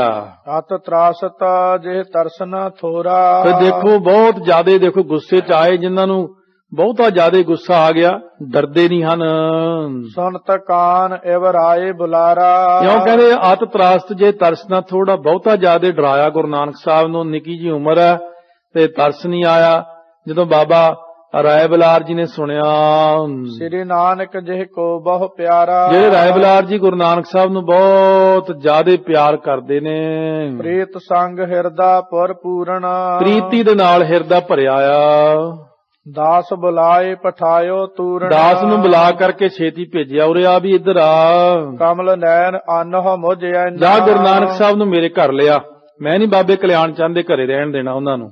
ਕਾਲੂ ਸਹਿਤ ਜਿਸੇ ਹਰ ਭੈ ਨਾ। ਉਹ ਜਿਹਨੂੰ ਕਾਲੂ ਕਲਿਆਣ ਚੰਦ ਨੂੰ ਰੱਬ ਦਾ ਡਰ ਨਹੀਂ ਉਹਨੂੰ, ਕਿ ਏਡਾ ਵੱਡਾ ਅਵਤਾਰ ਧਰਤੀ ਤੇ ਆਇਆ, ਸੱਪ ਨੇ ਛਾਂ ਕੀਤੀ, ਦਰਖਤ ਦੀ ਛਾਂ ਨਹੀਂ ਘੁੰਮੀ, ਹੋਰ ਬੜੇ ਕੌਤਕ, ਖੇਤੀ ਹਰੀ ਭਰੀ ਕੀਤੀ, ਸਾਰਾ ਕੁਛ। ਉਹ ਕਲਿਆਣ ਚੰਦ ਨੂੰ ਵੀ ਨਾਲ ਲੈ ਕੇ ਆਈ, ਨਾਲ ਗੁਰੂ ਨਾਨਕ ਸਾਹਿਬ ਨੂੰ ਲੈ ਕੇ ਆਈ। ਇਉਂ ਇਹ ਬੰਦਾ ਜਿਹੜਾ ਸੀ ਨਾ ਭੇਜ ਦਿੱਤਾ। ਅਸ ਕਹੈ ਮੁਝ ਐਨਾ, ਅਸ ਕਹੈ ਕ੍ਰੋਧ ਅਧਿਕ ਮਨ ਛਾਵਾ। ਇਉਂ ਕਹਿ ਕੇ ਕ੍ਰੋਧ ਬਹੁਤ ਜ਼ਿਆਦਾ ਮਨ ਦੇ ਅੰਦਰ ਆਇਆ। ਹਰਕਤ ਅਦਰ ਹਿਰਦੈ ਦੁਖ ਪਾਵਾ। ਮਨ ਬੁੱਲ ਫਰਕਣ ਲੱਗ ਪਏ ਗੁੱਸੇ ਚ ਰਾਏ ਬਲਾਰ ਜੀ ਤੇ, ਬਹੁਤ ਦੁੱਖ ਹੋਇਆ। ਸੀਤਲ ਸਵਾਸ ਲੇਤ ਬਹੁ ਬਾਰੀ। ਬਹੁਤ ਠੰਡੇ ਸਵਾਸ ਲਏ, ਬਹੁਤ ਵਾਰੀ ਹੌਂਕੇ ਲੈਣ ਲੱਗ ਪਿਆ। ਮਾਮਪੁਰ ਹੋਤ ਅਵਗਿਆ ਭਾਰੀ। ਮੇਰੀ ਪੁਰੀ ਦੇ ਵਿੱਚ ਰਾਏ ਭੋਜ ਦੀ ਤਲਵੰਡ ਚ ਐਡੀ ਵਗਿਆ ਹੋਈ ਆ, ਔਰ ਤੁਸੀਂ ਸਾਰੇ ਲੋਕ ਕੀ ਕਰਦੇ ਸੀ, ਬਹੁਤ ਝਿੜਕਿਆ ਦੁਨੀਆ ਨੂੰ। ਇਸ ਤਰ੍ਹਾਂ ਕੱਲ ਨੂੰ ਸ਼ਰਵਣ ਕਰਾਂਗੇ ਕਿਸ ਪ੍ਰਕਾਰ ਸਤਿਗੁਰੂ ਮਹਾਰਾਜ ਬਖਸ਼ਿਸ਼ ਕਰਨਗੇ। ਐਸੇ ਪ੍ਰਸੰਗ ਸਾਡੇ ਸੋਹਣੇ ਗੁਰੂ ਨਾਨਕ ਸਾਹਿਬ ਦੇ ਬੱਚਿਆਂ ਨੇ ਜਦ ਸੁਣਨੇ ਆ, ਸੁਣੇ ਹੀ ਨਹੀਂ ਹੁੰਦੇ ਕਿਸੇ ਨੇ, ਪਿੰਡਾਂ 'ਚ ਨਹੀਂ ਕਿਸੇ ਨੇ ਸੁਣੇ, ਸ਼ਹਿਰਾਂ 'ਚ ਨਹੀਂ ਸੁਣੇ, ਕਿਸੇ ਬੱਚੇ ਨੂੰ ਨਹੀਂ ਪਤਾ, ਮਾਤਾ ਨੂੰ ਨਹੀਂ ਪਤਾ, ਜਿਹਨੂੰ ਮਰਜ਼ੀ ਪੁੱਛ ਲਓ, ਤੈਨੂੰ ਪਤਾ ਬਈ ਆ ਸਾਖੀ ਦਾ? ਜੇ ਸਾਖੀ ਸੁਣੋ ਤਾਂ ਪਤਾ ਲੱਗੇ ਵੀ ਗੁਰੂ ਨਾਨਕ ਸਾਹਿਬ ਕਿੰਨੇ ਚੰਗੇ ਨੇ, ਸੱਚੇ ਪਾਤਸ਼ਾਹ ਨੇ ਕੀ ਕੀ ਕੌਤਕ ਵਰਤਾਏ ਨੇ। ਐਸੇ ਸੋਹਣੇ ਸਤਿਗੁਰਾਂ ਦੇ ਪ੍ਰਸੰਗ ਸੁਣ ਕੇ ਆਪੇ ਹੀ ਸਿੱਖੀ ਹਿਰਦੇ 'ਚ ਆ ਜਾਂਦੀ ਹੈ। ਐਸੇ ਗੁਰਾਂ ਨੂੰ ਯਾਦ ਕਰਕੇ ਸਤਿਗੁਰੂ ਮਹਾਰਾਜ ਸੱਚੇ ਪਾਤਸ਼ਾਹ ਵਾਸਤੇ ਜਪੀਏ ਵਾਹਿਗੁਰੂ ਵਾਹਿਗੁਰੂ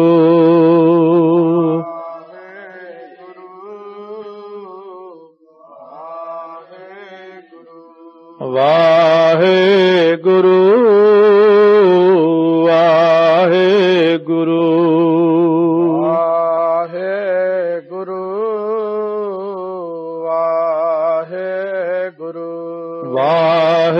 ਵਾਹਿਗੁਰੂ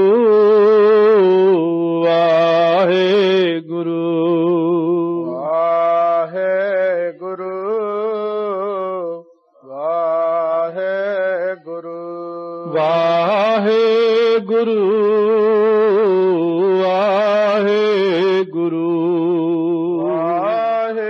ਵਾਹਿਗੁਰੂ ਵਾਹਿਗੁਰੂ ਵਾਹਿਗੁਰੂ ਵਾਹਿਗੁਰੂ